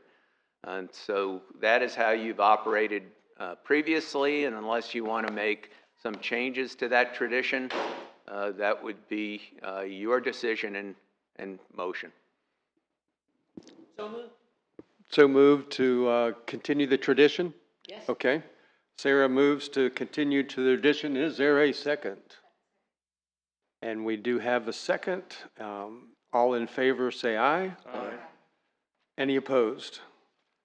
Okay, so we have new officers, and you will be the new chair. Thank you, sir. And I am happy to to pass the gavel to you and welcome you as chair. It's been a very positive experience. It'll be the same for you, I'm sure. We thank you, for all of you that are serving for your service. Thank you, Mr. Chair, and thank you, fellow members, for having the confidence to stay with us and move us up and allow me to be your chair for the next year. Chair Brower, I want to thank you, though, for your leadership over this past year. It's been extraordinary. We've done a lot of good things, had a lot of roadblocks, but we overcame them too with the help of you and the staff, the great staff we have here. But your leadership as the chair and running these meetings was always spot on and very good, and it was much appreciated. And I, as a fellow commissioner, county commissioner as you are, and a member of this board, thank you for that, and thank you for your steady leadership and running a good meeting. That's what it's all about, and I appreciate everything you've done. Well, thank you, and you're welcome to come to my county council and say that anytime. I'll be glad to. I'll be glad to. Thank you very much. So, it's been an honor. So, Mr. Chair, look behind you. oh, there it is. There she is, right there. There's your mangrove, sir. This is also a tradition that our outgoing chair gets a gavel, just in case they're missing it, but also not only on behalf of the board, but also my staff. Thank you for your leadership as chair. We recognize that there's work to do when you're chairing this group, and we have really close contact with our leadership team. And we look forward to having you continue to serve on the board, but everybody who chairs gets a mangrove, some oysters, and if you're missing it, the gavel. And so thank you for your service. All right, well, I've been looking forward to this. I guess it was Chris that I saw get it last time. I thought, this is really cool. And I have a special place in my office to put it. So it's a big deal. Thank you. No, thank you. well, let's take a 10-minute break and get our picture taken. And, Okay. Yeah, let's do that. and we'll start right after that. Okay. Congratulations. Come on down, we'll do it out front.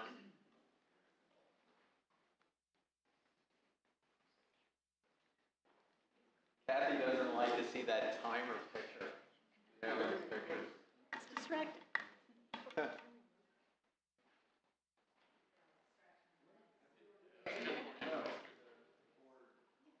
South Florida and St. John's. Oh, okay. Okay. Come on in. You would be a good chair. Isn't that cool? If you ever retire, maybe we'll get you. You'll get one. You're missing one. Yeah.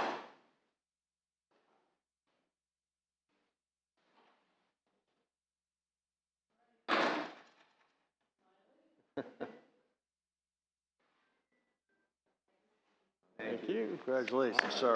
Thank you again. Mr. Chair, you're going to take a 10-minute break? 10-minute break. Okay.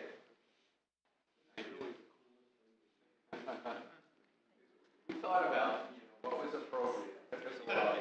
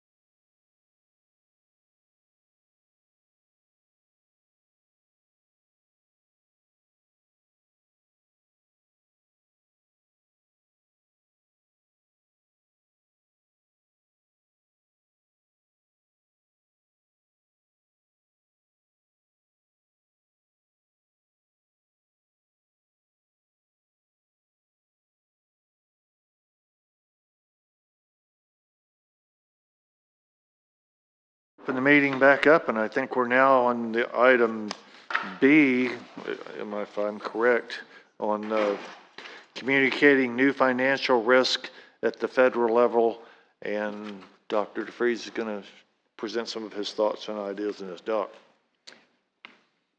So I had hoped that I'd be coming to you with a little bit more understanding of where we stand, but I wanted to put this on the agenda mainly because of the potential large risk exposure we have to our federal funding. So just to remind you, and this is going to have implications as we move forward with the rest of our agenda, so at least you have the background of some of our concerns at the moment. So we have three revenue streams that come through the federal government. Our Section 320 dollars are the dollars that we have that are authorized in the Clean Water Act in Section 320. Right now we're getting $850,000 this fiscal year. As you all know, and you'll see shortly, that those dollars come through a work plan that we have to submit on or before June. And we like to do that early in order to get in the queue early. So that is at risk. Our Infrastructure Investment and Jobs Act money is a one-time appropriation. That supplemental grant is bringing $909,800 to each of the NEPs. We worked really hard back when that was first in development to make sure the National Estuary Program had a line item. The first half of those dollars are funding our seagrass nurseries, but you can see that is a 5-year grant. We have a grant award that passed by bipartisan support in Congress, and so those two, have been fully through the normal congressional process. The NOAA Transformational Habitat Grant that we just received, we spent 2 years in that competitive process.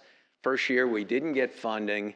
This last year, we've got $9.4 million coming through that 3-year grant program. So those are our 3 lines of federal funding coming through for projects and programs. This is kind of our risk exposure, and this is the history that we're dealing with over the last literally just a week. And so on January 27th, there was an executive order from the White House to basically stop, they use the word stall, but basically stop all funding through all agencies coming through the Treasury. We saw a written memo from the Office of Management and Budget, and so I immediately asked Dan when we saw that, hold on all these Treasury funds to take a look at whether we had access to the funds that had already been appropriated, and the answer was no, that our access, and what we do is every time we have expenditures in those federal lines, Dan will go ahead with our accounting firm and our financial service firm and go into the Treasury, and we do draws. So all of our federal dollars are reimbursable dollars. And so as we accumulate costs, we will take draws out of Treasury. And so we had absolutely no access to either of those 3 lines of funds. Within a day, there was a court order that stayed the implementation of that executive order, but we didn't see any changes immediately in our accessibility of funds. And then within another day, the executive order was rescinded, which we thought would open up the process. And it took a number of days, but about a week ago, we did see all 3 lines of our Treasury opportunities, and the program is called ASAP. So we have to go into a software program in order to ask for those reimbursements. Dan, correct me if I'm wrong, but sometime in the last 24 hours on the timeline, we now can't get back at those NOAA funds. And we don't know if that is a policy change. And what's really difficult from my standpoint as your executive director is during this time frame, we had no direct written communication from either EPA or NOAA to give us any guidance on what our risk exposure was or how long these closures were going to last.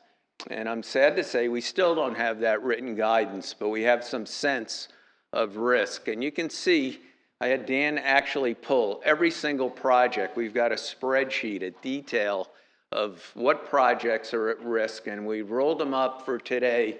So in section 320, we have 19 projects, and you can see that 850 is kind of our annual appropriation, but because some of these projects extend, a little longer than a year, we've got 1.156 million at risk. With the bipartisan infrastructure money, 23 projects, some active, some you're going to see over the next number of months, with 3.055 million at potential risk. And the NOAA Transformational Grant, we have 10 subawards, so those contracts have all been let. We have 15 restoration sites. We're getting phone calls literally daily from our partners on those 10 subawards. And we also have some direct contracts asking us, should we start work? Should we pour that concrete? And we have been very uncertain about exactly what kind of guidance, but you can see we have 9.4 million at risk. So without any additional clarity, we've got some options, and I had those options. So I had the authority as your executive director to put stop orders on all these immediately, and I did not do that. I'm glad I didn't, because we have work that can continue to go. But the longer we don't know, the more we have some risk exposure on two different levels. Number one, if you do a stop work order, a lot of this work doesn't start up right away. And so there are subcontracts to the subcontracts that don't happen. If people are doing seagrass restoration, that window of opportunity is coming up. There's a timing uncertainty here. We had one of our partners getting ready to pour concrete the other day, and they called and they said, do we send the contractors away? I said, no, pour that concrete. And I wanted to wait for this meeting because even though you have given me the authority to take action on your behalf, this is such a large exposure. I wanted to take the temperature of you as a board so I can move forward knowing that we've had this discussion. So here's my recommendation based on what we know today. And that honestly could change before we even leave this afternoon because it's moving that quickly. And Dan was going to have Special District Services go ahead and see if they can get into the ASAP program this morning to see if that 9.4 million showed up and was it available. So a couple of bullet points, and this is my recommendation based on what I know at the moment. And there's some risk here. Just continue business as usual and watch our cash flow as we're moving forward and have a conversation, which we've already scheduled for next week with our sub-awardees and the NOAA program in particular, that if they don't have to move quickly, move forward, but don't do any large expenditures without talking to Dan and also Kevin, who is our contract manager on NOAA. Authorize me, and I already have that authority, but I just want reassurance from you all that I have your authority to put stop orders. If I feel that we are putting the council in a financial risk exposure where we have our contracts moving forward and we don't have the capacity to make good on our contracts with our subawardees, that we're not putting the council at risk financially for funds that may not come to us in the future. And that's going to be a day-to-day moving target depending on what happens in Washington. Later in this meeting and again in May, and hopefully we have clarity in May, continue reviewing, ranking, and identifying projects that we're planning to fund in fiscal year 26 as we are moving forward, business as usual. But what I've instructed Dan, depending on what you decide in this meeting, is that we would go ahead, negotiate the contracts for these upcoming projects, negotiate the scope of work, but do not execute those contracts until we have more clarity. And just as a reminder, we are in fiscal year 2025. There's a possibility, I don't think it's a big possibility, but it's there, that Congress basically rescinds dollars that are in our current year budget that have already been appropriated. I think the bigger risk is going into fiscal year 26, and we just found out during our Citizen Advisory Committee meeting that Congress is accelerating their discussions about the 2026 budget, while they still haven't reconciled where we stand on the 2025 budget. I'm going to guess that maybe if there's not unification, during the 2025 process, that we might see continuing resolutions, which would not be a bad thing. But I just want to let you know, we are uncertain about where we stand this fiscal year, and then we will go into the new Congress with this 2026 budget, which is now started. So we've been asked by our Association of National Estuary Programs to start communicating with our congressional offices, about needs. And so we would continue business as usual on the paperwork side for 26, but we wouldn't enter into any contracts until we have clarity. And then the last bullet is, and you have given me this authority already, but because of the political sensitivity, we have always stayed right in that gray zone. We do not play politics. What we do is just do our jobs. There is no safe place in this discussion. There's no phone call I can make, no visit I can make that may not wind up being, politically sensitive somewhere. It's just the nature of where we are in Washington. But we need to communicate our risk exposure to our congressional delegation.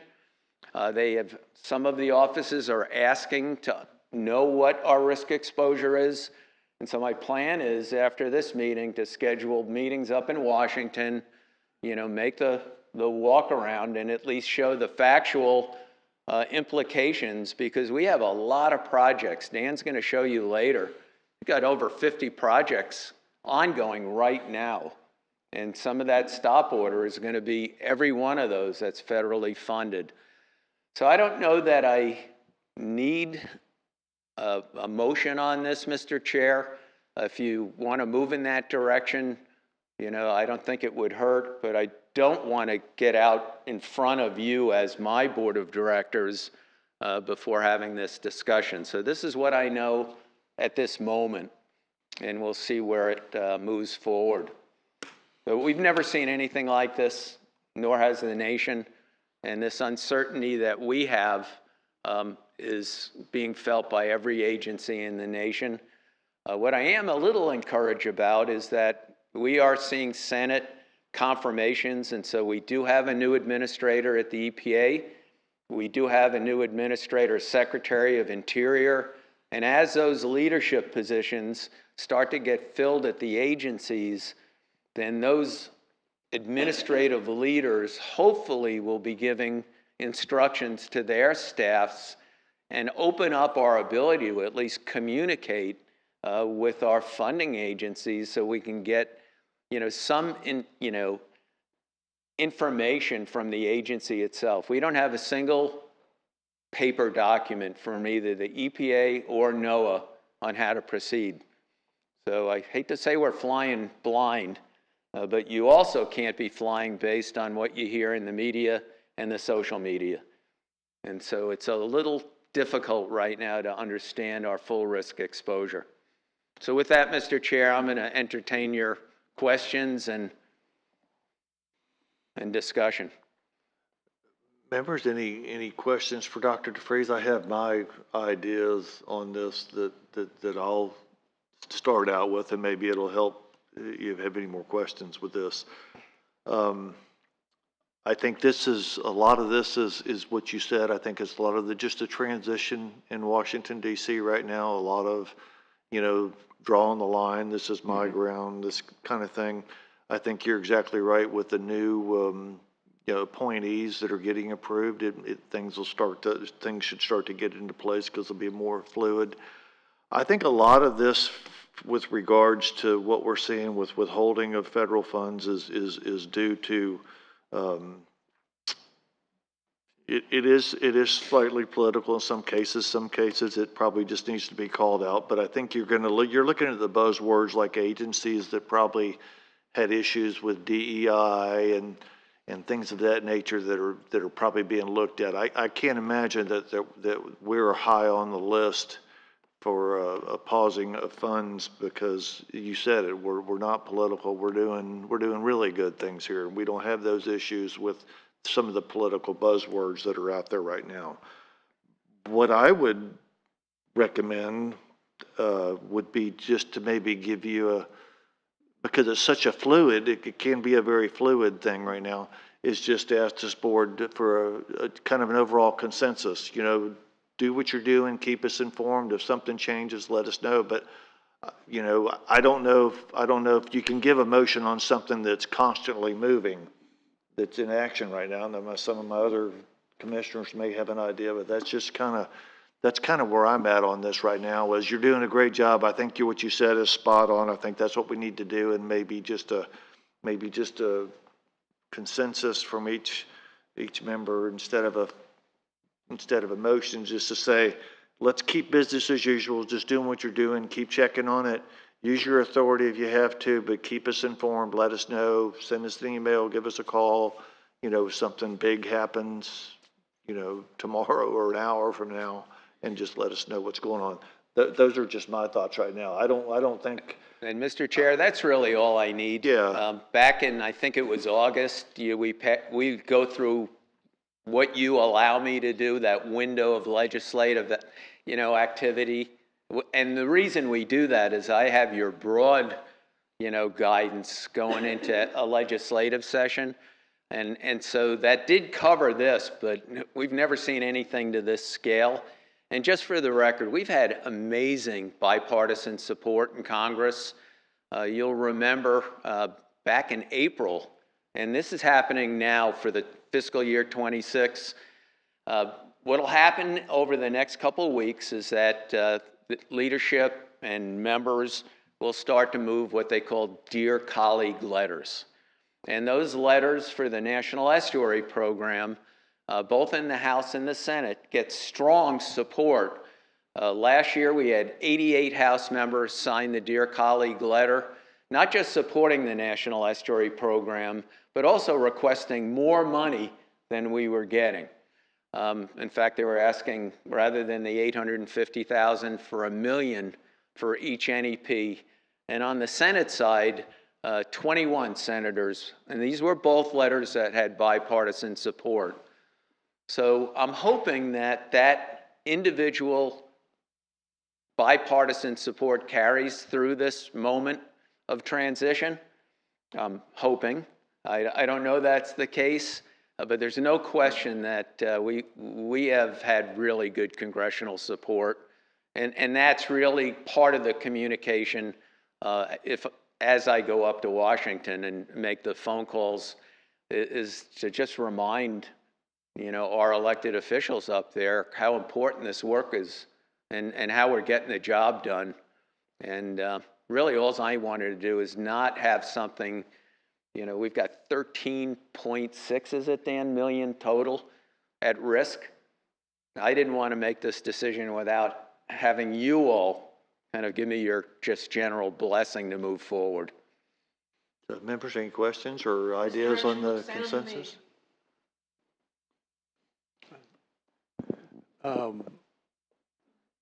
I share your concern. I think, you and I spoke yesterday. I'm hopeful that the DOGE process will be beneficial in the long run. In the federal government, there is a lot of fraud and waste, and they're discovering some now. If they look at our NEP, they're not going to find any fraud and waste because of the work that your staff has done, the incredible work that Dan does with budgets.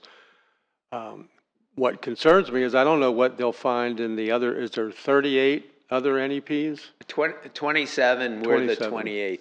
And I know, my biggest concern is that I think the EPA is a target, that there's a lot of concern in Congress with spending there. So I think this is wise. I would join in the consensus. Honestly, I would like to see, though, a motion to solidify that consensus, because you're going to need everything that you can get at your disposal to get us through this. But I'm concerned. But when I look at what we do here, that concern goes away because we're clean and we do good work and we spend money wisely. So we hope that they will see that. Well, and that's why we've had really long-term bipartisan support. And when we transitioned to the council, I think one of our, best pieces of evidence, both at the state level, the local level, the federal level, is before you at your seats. The annual report basically outlines the money coming in, the money coming out. Every single project that was funded under the council going back to 2015-16 is online. You can pull it up, see who the partners are. And so we have been very clear about how funds move forward. And I'll keep you, if things change dramatically, I can keep you individually informed. And it isn't just us. Think about all the federal programs that are bringing money to water in the state of Florida, concerned about Everglades restoration, and all of our partners. But I don't think this is a time where you kind of sit back and just wait to have something happen, that you need to engage. And one bit of good news is if you've seen the governor's budget in Tallahassee, it is another historic level of funding for water. And so while we have this uncertainty, on the federal side, as we move forward in Tallahassee with the state budget, there's another historic level of funding for Everglades, for Indian River Lagoon program and water projects. Commissioner Brower, would you like to form a motion of a consensus? I would or something like to propose a motion to approve all the recommended actions in agenda item 11B. That's acceptable. Do I have a second? Second. Commissioner Hurd. Anybody from the public wish to comment on the motion? Seeing none, members, all those in favor? Aye. Aye. Any opposed? All right. Keep up the good work, sir. Keep us informed. Anything else on that? Nope. Okay. All right, now we're going to move to, I believe it's actually B on the old one, C on the new one, the fiscal year 2026 water quality RFPs. And Dan, you're going to lead us through this. Yep. So I'm going to walk you through the whole process of our RFPs, category by category. I just want to preface this by saying, as Dwayne mentioned, we had in the agenda package, the tables showed 70% as the funding threshold. I want to point out that that was an error on my part. We have corrected that, and the proposers, the applicants, did know that it was 75. It was in the RFP document itself, so it was just a clerical error on my part. I do want to walk through the process a little bit for some of the new members, just so they can kind of see how this all goes out. We put together a independent review team, so none of these members know each other. They review these proposals independently. They then send the scores back to me. I make sure that, they're filled out correctly. Then we have a process where the highest score and the lowest score are thrown out, and then the rest are averaged, and we get these scores. So you can just kind of see the scores here. So for category 1, water quality, there was actually 4 proposals received. However, one of them was deemed non-responsive. They did not meet the 50% match requirement. They had done 50% of the requested match, but not the total project. So 3 of them were put through the review process. The top ranked proposal was from Brevard County, doing 50 or more quick connects to sewer. They were requesting the full allocated amount for this category that was set back in August of $350,000. So they got 89% of the scores of points available. The second ranked proposal came from the city of Port St. Lucie to look at septic to sewer conversions in known hotspots within the city. They were requesting 300. They did score high enough to be eligible for funding at 87%. However, since Brevard County was ranked higher and requested the full amount, they're considered eligible but unfunded. And then the third ranked project was from Grand Harbor Community Association to do some maintenance and restoration within their stormwater management ponds. They did not reach that 75% threshold at 66%, so they are considered ineligible for funding at this time. Any questions on these projects? Any questions? We need a motion on each one. All right. Commissioners, I'll entertain a motion to accept staff's recommendation or not to. It's not our recommendation. It's the management board or conference management to board. What's proposed in front of us? I'm sorry. So you're right. Okay, Commissioner Hurd, do I have a second? Second. Second by Commissioner Atkinson. Members, anybody in public wish to comment on the motion? I'm sorry. Seeing none, members, all those in favor, signify by saying aye. Aye. Any opposed? Well, Commissioner Bernick missed out. We got enough. Well, Commissioner Bernick's temporarily absent. We'll make that in the note in the minutes. Motion passes. Next. Oh, the 2 motions? I guess there's a second motion. There's a second motion to fund that top proposal and then authorize us to negotiate the contract. And then as Dwayne mentioned earlier, we would get all the way up to the point of executing that contract, but wait until further certainty or clarity regarding fiscal year 2026. Do I have a second? Second. Motion is second. Anybody from the public wish to comment on the motion? Seeing none, all those in favor signify by saying aye. Aye. Any opposed? Motion passes unanimously. All right. Where you at on the next one? Agenda item 11D, which is fiscal year 2026 habitat restoration. Gotcha. And so I will show you the scores on that really briefly and then go into the table with the rankings. So here's how that, those scores for those 2 projects. There was 2 projects received, just so you can see the highlighted highs and lows. So the top ranked proposal was received from Hub SeaWorld Research Institute to do a phase 1 design and engineering shoreline restoration at their property at Coconut Point, which is just north of the Archie Carr Wildlife Refuge in Melbourne Beach. They scored 83%. And then the second ranked project was from Jupiter Narrows Conservation Alliance to do some mangrove restoration and some seagrass, about a half-acre seagrass replanting in that Jupiter Narrows project. They scored also eligible at 80%. So both projects are considered eligible and fully funded. As you can see in the bottom right corner, based on the initial allocation of funds to this category, there would be just under $16,000, $15,831 that would be surplus. And as mentioned by the management chairs, management board and STEM chairs, they're recommending that additional funding be put into reserves. I'll entertain any questions on these projects. Any questions for Dan? All right. Do I have a motion?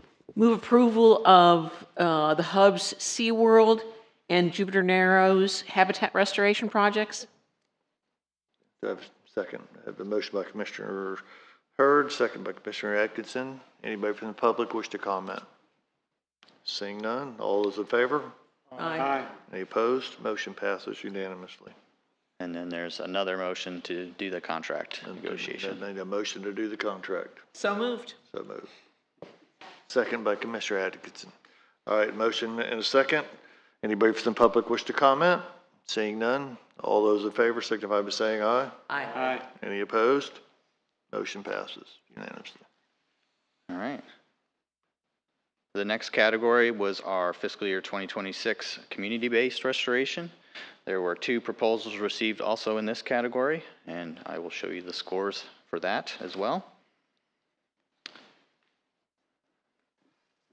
The top ranked proposal came from Coastal Connections, Inc.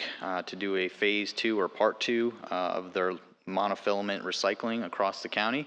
As some of you may remember, last year this project was eligible but considered not funded due to the allocation of funds just missing them. However, the council requested that we dip into reserves at that time to fund that project. So they did come back.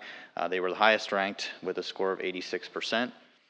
The second project came from Indian River Mosquito Control District to do some living shoreline improvement on one of their impoundment properties. However, they failed to meet that 75% threshold, just barely missing it at 73%, so they're considered ineligible. As you can see, the initial allocation was $150,000 for this category, showing $104,350 left. Based on actual tentative budget that you're going to see here in a little bit, we had to make a few cuts, and I was safe in making that little cut, so it's actually $94,000 is the actual number, $350 based on tentative budget that would be requested to be put into reserve. What would the mosquito control require to, money-wise, to fund this? If we wanted to move them, I'm just thinking, I mean, obviously it's my mosquito control, they're not under the Board of County Commissioners, but they do a lot of good stuff. I 100% understand that. Based on our criteria and the RFP and the process that we've established for funding, they have to meet that 75% to be eligible. So even though they are just below that, that would be violating our protocols, our own protocols for funding if we were to fund this project. And then it creates an issue with, as you're going to see in the next 2, they were also just below that threshold, and you'd have to fund those as well. Okay, that's what I wanted to know. All right, anything else? Any questions of Dan? Move to approve the IRL NEP Management Conference recommendations and fund them for community-based habitat restoration. Got a motion by Commissioner Brower, second by Commissioner Hurd on that. He already beat you to it, but that's okay. Anybody else? Anything else? I have a motion and a second. Anybody from the public wish to comment? Seeing none, Commissioners, all those in favor? Aye. Aye. Any opposed? Motion passes unanimously. Do we need to execute the contract? Yes, another motion for entering the contract with that top ranked proposal. So moved. Motion by Commissioner Hurd. Do I have a second? Second by Commissioner Atkinson. Anybody from the public wish to comment on the motion? Seeing none, members, all those in favor signify by saying aye. Aye. Aye. Any opposed? Motion passes unanimously. All right, so the final category we'll be reviewing today is the science innovation. I want to remind everybody that this funding, this category is funded through Section 320. So there is that uncertainty, and I'm going to go through the tentative budget. I'll kind of highlight that, but I also want to let you know that there is a surplus in this category, as you're going to see. We can't just put this in reserve. It is federal funds. You have to spend it somewhere. So when I go through the tentative budget and kind of outline all those activities and projects, I'll let you know where we're recommending that additional surplus be allocated. So there was actually 5 projects that were received in this category. 1 came in just after the deadline of 5 o'clock, so they were deemed ineligible. 4 projects were then put through this review process, and you can see the scores here. So the top ranked proposal was the Florida Institute of Technology for their suffocating sand mapping hypoxia and benthic nutrient fluxes within the IRL. They've been doing this for a few years now. They're going to expand this project to some new areas for this 4th year. Very highly scored at 90%. And then the second ranked project was from Hub SeaWorld Research Institute to look at harmful algal bloom toxin exposure and health impacts within marine mammal sentinels like dolphins, manatees, otters, those types of animals, and ranked at 85%. The next 2 proposals, both from Marine Resources Council and from Florida Oceanographic Society, just missed that threshold at 73 and 72% respectively and are considered ineligible. So that leaves, based on the initial allocation to this category of $200,000, a remaining balance of $59,772, which has to be allocated to another project or activity within our Section 320 work plan, and I'll mention that when we get to the tentative budget. Any questions? Move approval of the Florida Institute of Technology and Hub SeaWorld Science and Innovation projects. Have a motion by Commissioner Hurd. Do I have a second? Second by Commissioner Atkinson. Anybody from the public wish to comment on the motion? Seeing none, commissioners, all those in, or members, all those in favor, signify by saying aye. Aye. Aye. Any opposed? Seeing none, passes unanimously. All right, and then contract approval for those 2. Move to fund and contract. I have a motion by Commissioner Hurd. I have a second. Second by DeVille, Mrs. DeVille. All right, I'll try to make sure I got that right. I knew the first name, but I wanted to say the last name. Okay. I have a motion and a second. Anybody from the public wish to comment on the motion? Seeing none? I would comment. I just want to say, going through that whole process with all of these and your remarks about why we couldn't go back and fund somebody with less than 75% is what gives me great hope as the federal government looks at the way that we run this council and that we've set really strict guidelines for how we give out money and stick to it. So well done. Thank you. Well said.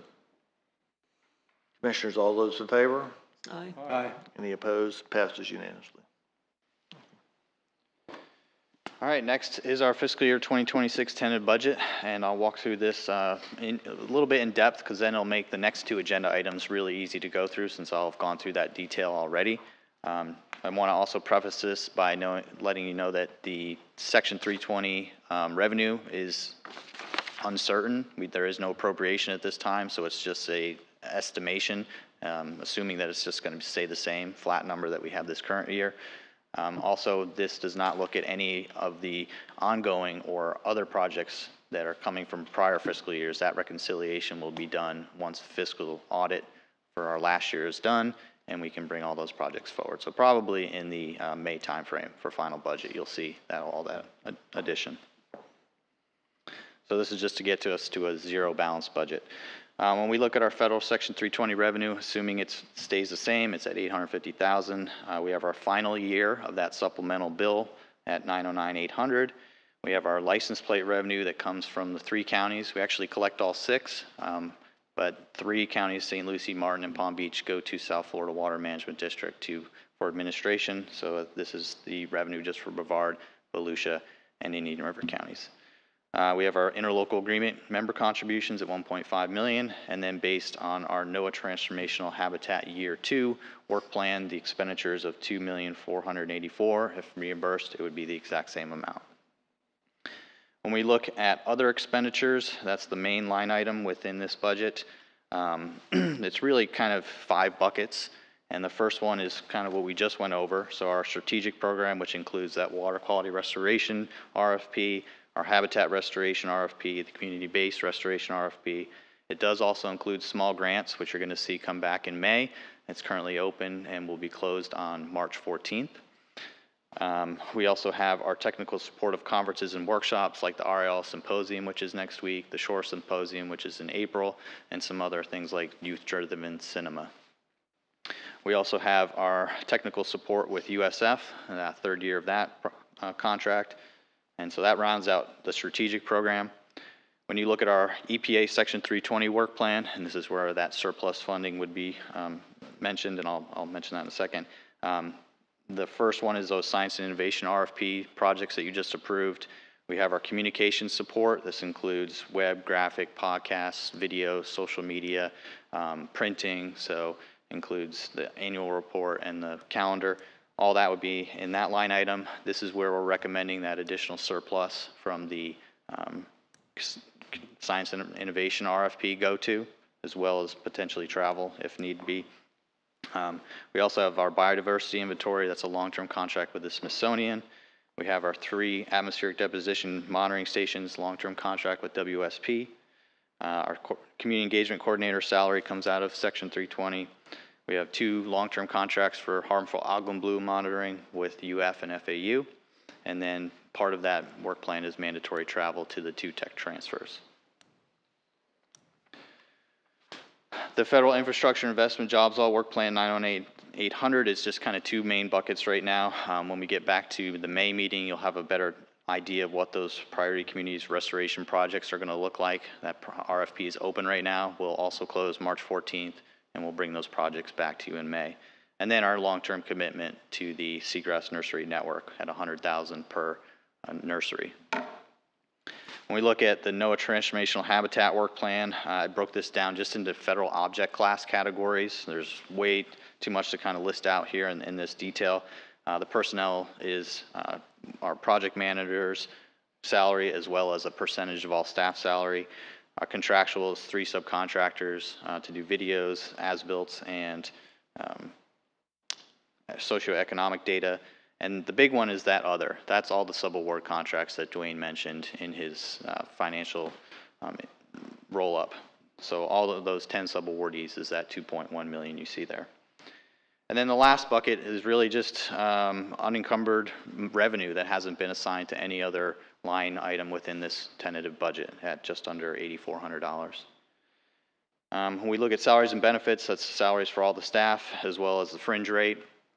Did put a note there, as you can see at the bottom of the screen, that of our total salaries, about 100,000 of it is subsidized under that NOAA personnel line item.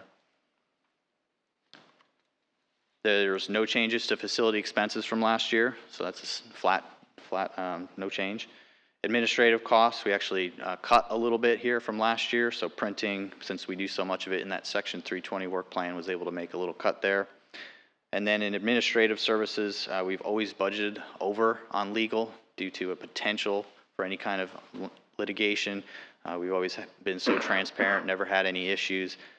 With the additional funding going back into reserve, should we run into that kind of issue, we have that at our disposal. We've always kept that line item under around 20,000 or less, so very confident that should have no issues there. And then the other 2 items in there, accounting and auditing, those are both based on contractual agreements that we have with those firms. And that's it, and that balances us out at a 0-0, revenue in, revenue out, or expenditure out. And I'll entertain any questions on this budget if you have any. Questions of Dan? We need to have a motion for the approve the tentative budget. Move approval of the tentative budget. Second. I have a motion by Commissioner Hurd, seconded by Commissioner Brower to approve the fiscal 2026 tentative budget. Anybody from the public wish to comment on the motion? Seeing none, all those in favor signify by saying aye. Aye. Aye. And any opposed? Passes unanimously.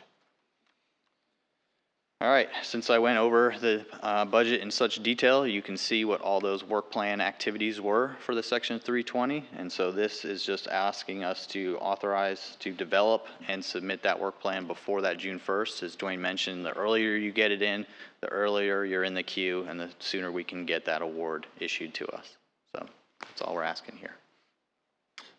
This would be to authorize staff to develop and submit the fiscal year 2026 EPA work plan by June 1st of 25. Motion to authorize. And a motion to approve. I'll second that. Anybody from the public wish to comment on the motion? Seeing none, members, all those in favor signify by saying aye. Aye. Aye. Any opposed? Hearing none, passes unanimously. And this is, we have to do a separate work plan for the infrastructure investment bill work plan, the supplemental 909-800. Same thing, just asking to develop and then submit that work plan to EPA I will have those projects identified in the May timeframe, so at least you'll get to see what some additional detail on those that work plan come May. This would be to authorize staff to develop and submit the fiscal year 2026 EPA BIL work plan to the EPA. Move approval. Motion by Commissioner Hurd. Do I have a second? Second. Second by Commissioner Brower. Anybody from the public wish to comment on the motion? Seeing none, members, all those in favor signify by saying aye. Aye. Aye. Any opposed? Motion passes unanimously. All right, here's the big one. So this is for, to accept an invitation to bid. So this was actually a fiscal year 2023 bill work plan budgetary line item in that. Took a little bit of time to kind of flesh this out to make sure, I was doing my due diligence. Tried to do some piggybacking off some other potential bids that had come through some of the agencies like FWC. That vessel had a lot more features on the vessel that were just not what we needed, and also the amount was too high. So decided, okay, I'll start looking at some of the boats in the watershed. Unfortunately, a lot of them were all very expensive as well. So found this one, which I felt fit our needs a little bit more closely and closer to the budget. Put together an invitation to bid document, released it back in December. We got 2 bids in, one from Egalley, Anchorage Yacht Basin, and the other Legacy Marine. You can see they're pretty close to each other. The low bid is from Legacy Marine and Stewart for $84,303. Looking to, after reorganization of some additional funding in bill, there would be a shortfall of just under $17,600 that we would need to request from reserves to fully fund that project. But all the additional options or features on that vessel easily are within that amount. Okay. I'll answer any questions. Any Our questions? current vessel is over 26 years old, and as you heard from Dr. Jacoby, he's about sunk it a couple times. So, and we had an incident with EPA where we were taking them out on a tour out to Jones Pier and lost all steering. So we've run into some issues with our current vessel, and really looking forward to having an upgraded vessel. Approval. I have a motion by Commissioner Briggs. Do I have a second? Second by Commissioner Atkinson. Anybody from the public wish to comment on the motion? Seeing none, members, all those in favor signify by saying aye. Aye. Any opposed? Passes unanimously for the vote. All right. What happens to the old boat? I'm going to fix it up as best I can and keep it in tip-top shape, and we're going to use that vessel more for just hauling materials out to some of the restoration sites as needed in the summertime.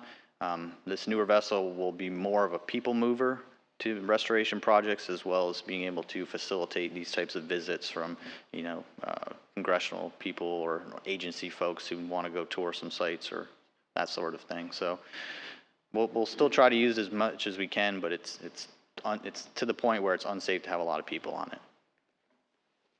You could give it to Chuck? That's where I was going. Artificial reef, right? Right. I was thinking. Are fishing poles allowed? Will fishing poles be allowed to be carried on the boat? That's up to you guys. Well, there might be an emergency. You need a fishing pole. All right. I appreciate that. All right. And Mr. Chair, on the record, I just want to let you all know that we get pretty regular requests for support, and Dan has his captain's license, so not every week or every month, but he has been on the water a lot when our partners doing restoration need boat support or safety support. He's the first one they call, so we have provided a lot of in-water support to our partners. Want to let you all know if you've got folks in the water that need an extra boat and extra hands, we love providing that. And you saw how much work Dan has done. All that happened between January and today. I like to get him out in the boat now and then and away from all the numbers and the spreadsheets. And he never says no, but know that with your staffs, if they need support in the water, if we can provide that support, we will. I think, and I mean, I'll be the first to tell you that I know there's a lot to do in the office and a lot of stuff you do, but y'all need to be out there as much as anybody else, if not more, too. Also taking a look at what's going on and seeing what's happening out there in Lagoon. I try to do that, and I don't get out as much as I like, and I know it's tough, but I think it's important that this is what we do, and that's what we're trying to take care of, and y'all as staff definitely need to be out there taking a look at it. So whatever it takes to make that happen, I'm for that. So, all right, item 12, IRL NEP staff reports, community engagement. Kathy. Great, I'm back. So I'm going to run through our social media and then give you an idea of what the community engagement folks are up to, just to give you a flavor of like our day-to-day stuff. So this is our top post from Facebook in the last quarter, and it was about muck, which is surprising because you wouldn't think people would be willing to engage with an ugly photo of mud, but they did, and that was our top post. So we had about 7,800 impressions from that, 9 comments, 52 reactions, so not bad for the engagement side of things. Didn't go viral, but we'll take it. On Instagram, we had a little video of a sea hare. That was our top post on Instagram that last quarter. About 700 impressions there, and a few comments and likes and things of that nature. So in the Northern Lagoon, Jessie has been really busy in the last quarter. She moderated 2 sessions at Restore America's Estuary. It's a big national conference, probably, I don't know, 1,200 people attend that. So that was in Arlington over the winter, or the fall, I guess. But she moderated 2 sessions, one on living shorelines and one on our bill-funded seagrass nurseries. And so both of those were well attended and well received. She also was working with the seagrass nursery folks. They did a workshop at Harbor Branch, so everybody got together informally just to have a day of looking at the nursery at Harbor Branch, kind of talking seagrass all day and finding out where everybody is in their own projects and what the problems are, what the issues are, and going on from there. She also did a Volusia Audubon Society meeting, and that was a panel discussion that included the local restoration practitioners as well as the shellfish farmers. So those were her big 3 highlights from last quarter. Coming up, she is going to serve as the ESERT chair for 2025. That is the East Central Estuarine Research Team. So this is an informal group of resource managers that get together and talk about issues in the East Central area. She's also been on the steering committee for the IRL Symposium, which is happening next week at Harbor Branch, and she's on the shore committee, so she's planning the shore meeting up in Volusia County as well. And then co-producing Florida Living Shoreline curriculum with some other folks around the state and also updating that Living Shoreline website. Heather has been busy on the Indian River County Environmental Lands Acquisition Panel. So these folks are evaluating nominated properties to come into conservation land for Indian River County. And that will be presented to the board later this month, I believe. She also helped plan and participated in a big event in Melbourne that happened in November. That was IRL Day. Sadly, it was a very cold, very wet day, so they got about 500 people, which was great, considering how bad the weather was that day. But this one goes on every year, and it's usually very well received. She also worked with Orca on their Living Shoreline project that happened in Riverview Park, just down the road. So if you are looking for something to do on your way out of the meeting, you could stop by Riverview Park and look at that installation. That was a big volunteer effort with Orca, and Heather helped out with that as well.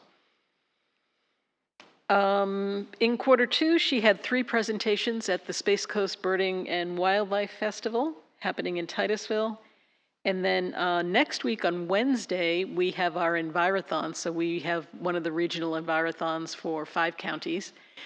We've got about 150 kids and 50 adult volunteers for that event. So that's happening just in the conservation land behind us next Wednesday. And that was all on Heather this year. So That's coming up. I'm sure she's going to be very happy to have that off her plate. In the Southern Lagoon, Kalita's been busy with the IRL Science Festival, so she's been helping to plan and organize that.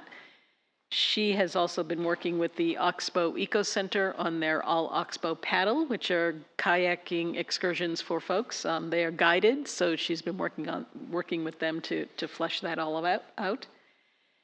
And then she's been doing internship planning with us for the NOAA grant. So we're going to have 15 interns as part of the NOAA grant, and Kalita's going to be the person that coordinates all of those interns and kind of make sure that they're not only having a good and meaningful experience, but that the work gets done and they are learning something as well and networking with our network to give them that, maximize their time with us. In Q2, she is going to work with St. Lucie County Schools and partners to develop a magnet program as an academy that will be for K through 5 education level. This is going to be Marine and Oceanography Academy, not unlike MOA, which is the Marine and Oceanographic Academy for high schools that is across the street from Harbor Branch down in St. Lucie. So this is going to be a great companion to the MOA high school, so these kids can go through K through 5, they go through elementary school, and then they can do their middle and high school at the other academy, should they choose. She's also working on youth-driven cinema in 2 counties, so that program started in Martin County, and it's been going for a long time. And we like that program so much, we want to try to export it into every county, and Kalita has been instrumental in getting St. Lucie County to come on board with that now. And we're having a meeting next week with someone in Indian River County to see if Indian River County wants to join and do a youth-driven cinema. And that's a really great event. It's a film contest where elementary school and high school students can make short films, and then they all come together at a theater like the theater in Stewart. I can never remember it. Lyric. The Lyric. And it's a great old theater. It's got the fabric curtains and the chandeliers and everything, and it's like a big film premiere for kids. And their the families come out and they cheer the films, and it's just a great experience. And so we want that to be available to all the kids in all the counties. So Kalita's working hard on that. And I think that is it for, no, it's not. So here are the metrics for last quarter. So 8 government meetings, they did 19 events, 8 presentations. We're out with the community in meetings 42 times, managed to get in 8 fieldwork events, despite how cold and rainy and awful it's been. And then they did 31 outreach activities. So very busy around the neighborhood of the Lagoon. And I'm going to just stay. If you have any questions about that, I'm happy to answer that. And then I'm going to give KJ's report as well, because she is not with us today. Okay. Any questions? Okay. So KJ also has been busy this quarter. She completed and submitted the NOAA monitoring plan, the data sharing plan, and the public engagement plan. So all 3 of those documents were required as part of the NOAA grant. She became a certified master gardener and participated with Indian River County staff in helping them to hire and, interview and hire a GIS data and asset manager. Let's see, she has done an annual report map for us. That was the annual report that you'll see in the reports in front of you that you have. And then she is starting with Indian River State College an internship, a GIS intern program for 7 students at that university. So she's working with one of the professors there to do a GIS capstone project for these kids or young adults. She is also working on, KJ wears a lot of hats for us, so she does a lot of stuff.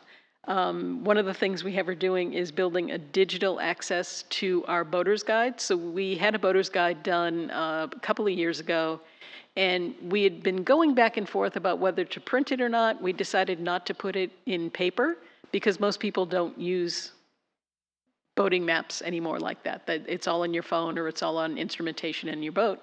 So she's going to put a digital access boater's guide together for us. She's also working on an update to the project map that is online currently. And she's working with Chuck at the Florida Flood Hub to provide some technical assistance for them as their projects move forward. She's also doing, in the picture that you see there is her separating seeds as part of her Master Naturalist course. So she's moving on in her Master Naturalist knowledge. And then she's also taking, in case, you know, she's not busy enough, so now she's going to do a professional license exam for, scheduled in June, and this is, if you've been in GIS for more than, excuse me, 6 years, they advise you to take this professional certification exam. So she's going to do that in June. And then also working on the website and updating the website with ideas, our communications folks. So again, busy. Any questions? Any questions, Kathy? It's a lot of stuff going on. It's a lot of stuff, yeah. Thanks. Moving on to item C, IRL project update. Dan. All right, I figured I'd spare you all. I've talked a lot up here already. This is probably the shortest project update I've ever given. There were no projects that actually, you know, closed out or completed this past quarter, so I don't have any projects to talk to you about. I'm sure I will have some for next quarter, but wanted to show you that high number there. That's 57 projects, activities in progress. So even though I wasn't doing closeouts, very busy doing new contract negotiations for NOAA, and even some of the Section 320 because our grant didn't come in until November on that. So just doing a lot of contracting this past quarter. That's all I have. Any questions? All right. Doc. And I, too, am going to be unusually brief on my report. First and foremost, during briefings last week, one of the board members just asked the question, how's the distribution of funding over the course of our entire, now 10-year history? And so on your desks, I had Dan put this together. I also want to, you see how busy we are, but I want to thank my staff, especially Dan. You can imagine all of these proposals come in at the beginning of January, and here we are, second week in February, and he's got all these committees doing reviews. All this data has to come together so we can put a tentative budget together. And so I want to thank Dan for his hard work, because the last 4 days, seems like every hour I'm going, could you run a different option if we don't get this federal funding or that federal funding? So I've been driving him a bit crazy. And I've got an update, Dan and I, over the last 5 minutes. And so we are still active in the Treasury portal for our Section 320 money and also our bipartisan infrastructure money. So they are open for draws. But that $9.4 million at NOAA is still not accessible. So we've got SDS making some inquiries, whether that's a tactical or strategic issue, or when they rebooted the system, maybe they're just having trouble. Those of you who have had a system failure, you shut a computer off easy. You turn them back on, it's really hard. So we're not sure what we're dealing with there. This is my couple of weeks coming up, and I just want to highlight a couple of these. If you haven't been to the Harbor Branch Science Symposium, I don't know, but they still taking their closed? Okay, it's a full house. But it's online. Yeah, it'll be online. You can watch. This is 2 days of, if you want to do a deep dive on the science of what's going on, this is the 13th or 14th year? 13? Yeah, 13th year. It's probably one of the best science symposiums on the east coast of Florida.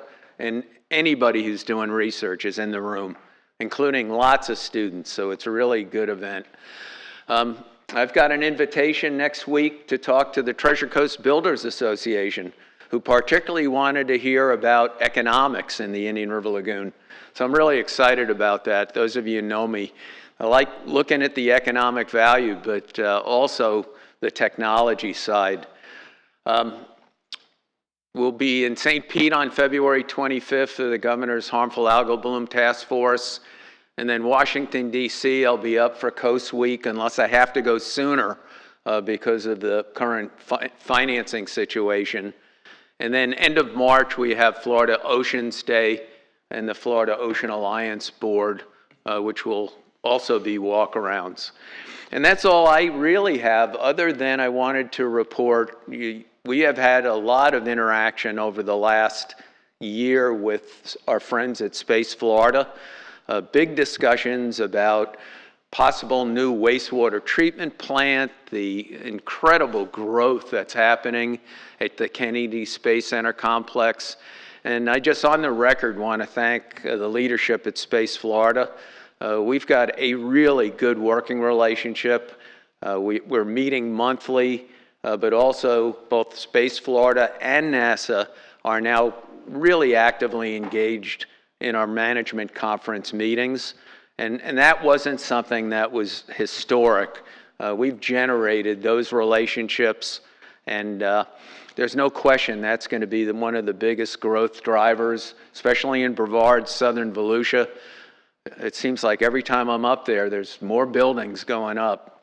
And so there's a unique opportunity. And I know they've already followed up with Nature Conservancy to look at that technology. But this is one of those moments. It's kind of like Everglades restoration. That's been a long moment. And Commissioner Hurd knows we've been at that, 35, 40 years. But we're finally making progress, and projects are getting done, on Everglades restoration. With Kennedy Space Center, we have one of those unique opportunities to make sure that expansive growth, both in commercial space and other launch activities, is done as best we can with as little impact as possible on a very vulnerable system and a national wildlife refuge. So the dialogue has all been positive. Everybody understands what's at risk. And I'm guardedly optimistic that we've got the right people at the table. With that, that's all I have, Mr. Chair. Any questions? All right. Members, we'll start down at this end of the table. You have anything, any updates, anything you want to talk about, anything you want to discuss? Libby? So we have some great news with LOCAR. I think I've talked to you guys about that project a couple of times, but that's the Lake Okeechobee Component A Reservoir, which was a foundational project in SERP. It was approved in the WRDA 2024. That is going to be a 12,000 acre piece of property that will hold 200,000 acre feet of water north of Lake Okeechobee that would be going into Lake Okeechobee. It will be an 18-foot deep reservoir holding the equivalent of about 5 inches of water on Lake Okeechobee. So that's huge. That's going to be a big project. And we cut the ribbon on the El Maximo project, which is a public-private partnership on 7,000 acres in Osceola County that diverts water from the Kissimmee River. It's 32,000 acre feet of water per year that will remove 2 metric tons of phosphorus and 7 metric tons of nitrogen. So things are moving along. Serena? No updates. Jeff? Not a big update. I just wanted to say again what a pleasure it's been to serve on this board, to watch the work that you do, Dr. DeFries. You just never quit going, and we know there's a lot going on in your life, and I admire how you handle your job and the work that you do that allows us to be part of getting that work done. You just do amazing work, and I think that needs to be recognized. I am planning an IRL day in Volusia County. We don't have a location yet, but I'm going to talk to somebody afterwards about a particular location. So we'll let you know. We're looking at March, and when we get it done, I'll inform staff here so that anybody that wants to attend can. That's it for me. All right. Commissioner Hurd? Yeah. The biggest polluter to the southern Indian River Lagoon are discharges from Lake Okeechobee. So we were very encouraged when the Corps authorized its new operating schedule back the first week of August. And we had high hopes that that was going to launch substantial restoration for the Indian River Lagoon South. It did not. The Corps dashed our hopes. Beginning of December, decided to begin releases as part of the recovery process for Lake Okeechobee. So every day since then, the Corps has released approximately 1,250 cubic feet per second of polluted water from Lake Okeechobee into the lagoon. So we have, once again, we hope that those discharges will end soon and for a very prolonged period of time. Voters in Martin County handed us a huge gift. In November, they passed a land acquisition half-cent sales tax. 68% of our voters voted in favor of it. We will collect half-cent sales tax for the next 10 years, which will generate somewhere between $200 million and $225 million in Martin County, which we will use to partner with our state and federal partners in order to acquire land and also to continue the works of Indian River Lagoon South, which is our SERP project. Included in the Indian River Lagoon South project, authorized but not funded, is muck removal out of the lagoon. It's 9 million cubic yards of muck removal has been authorized in WRDA, and also 90,000 acres of natural lands are to be purchased and restored. This will give the state and federal governments a whole lot of incentive to partner with us to do both of those projects, because both those entities can use those for their ledger, for their contribution to SERP, which is a huge benefit for us and for the state government and for the federal government. So we're very, very grateful to our voters and very hopeful about the outcomes. And also, Indian River Lagoon South projects are under construction, completely funded, except for natural lands and except for muck removal. We're in good shape SERP-wise. Doug? Yeah, just one quick comment on the photography and the calendar is phenomenal. It just feels sorry for one redfish and a small little gator in here, but that is just, I think, one of the better calendars ever. Commissioner X? No report at this time. Okay. Well, what we have going on in Indian River County is a couple of things. We, too, are getting towards we're not done yet because we still have more properties that are probably going to get nominated, but we are, and Heather's one of our members, we are very close to giving direction to the board as what the next step will be with regards to our conservation lands acquisition. We passed a $50 million bond back in 2022 with almost 80% of the vote to purchase properties.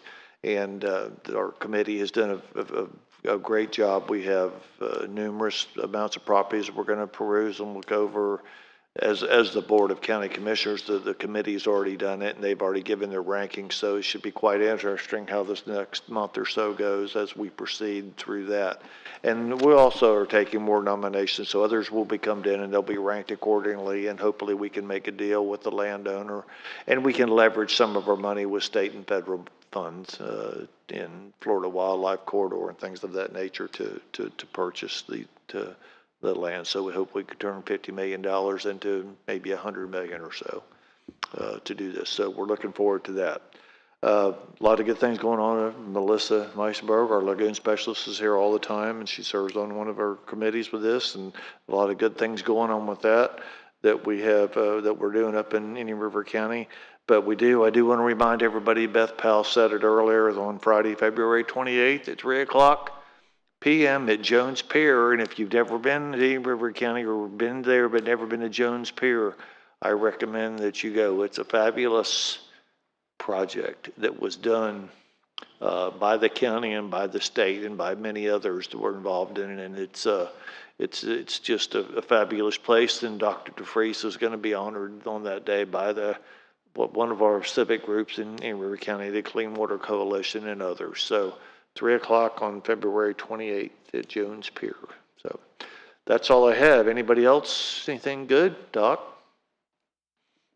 Just a quick request, as your counties and your agencies are moving either legislative budget requests or priorities, have your intergovernmental folks let me know what your priorities are. Often when I'm walking around either Tallahassee, I'll get asked, do you know about this project? And if I haven't heard, I can't help. And it happens very often, and a lot of times it's very direct. I'll get a phone call, and this happens at the congressional level as well. So make sure if you've got requests, especially for appropriations, I know dredging can be hard to fund. You may want to talk, and I can connect your staff to, Brevard County has done really well with dredge projects.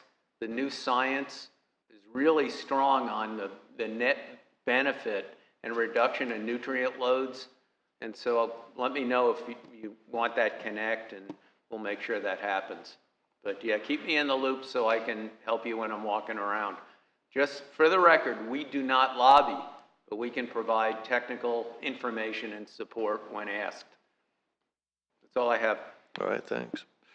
All right, everyone, we'll be back here on May the 9th, 2025 at 9:30 a.m. for our next meeting, and let's hope everything goes well with funding and we can move ahead and there's no issues, and we'll have look forward to May 9th. With that, we stand adjourned.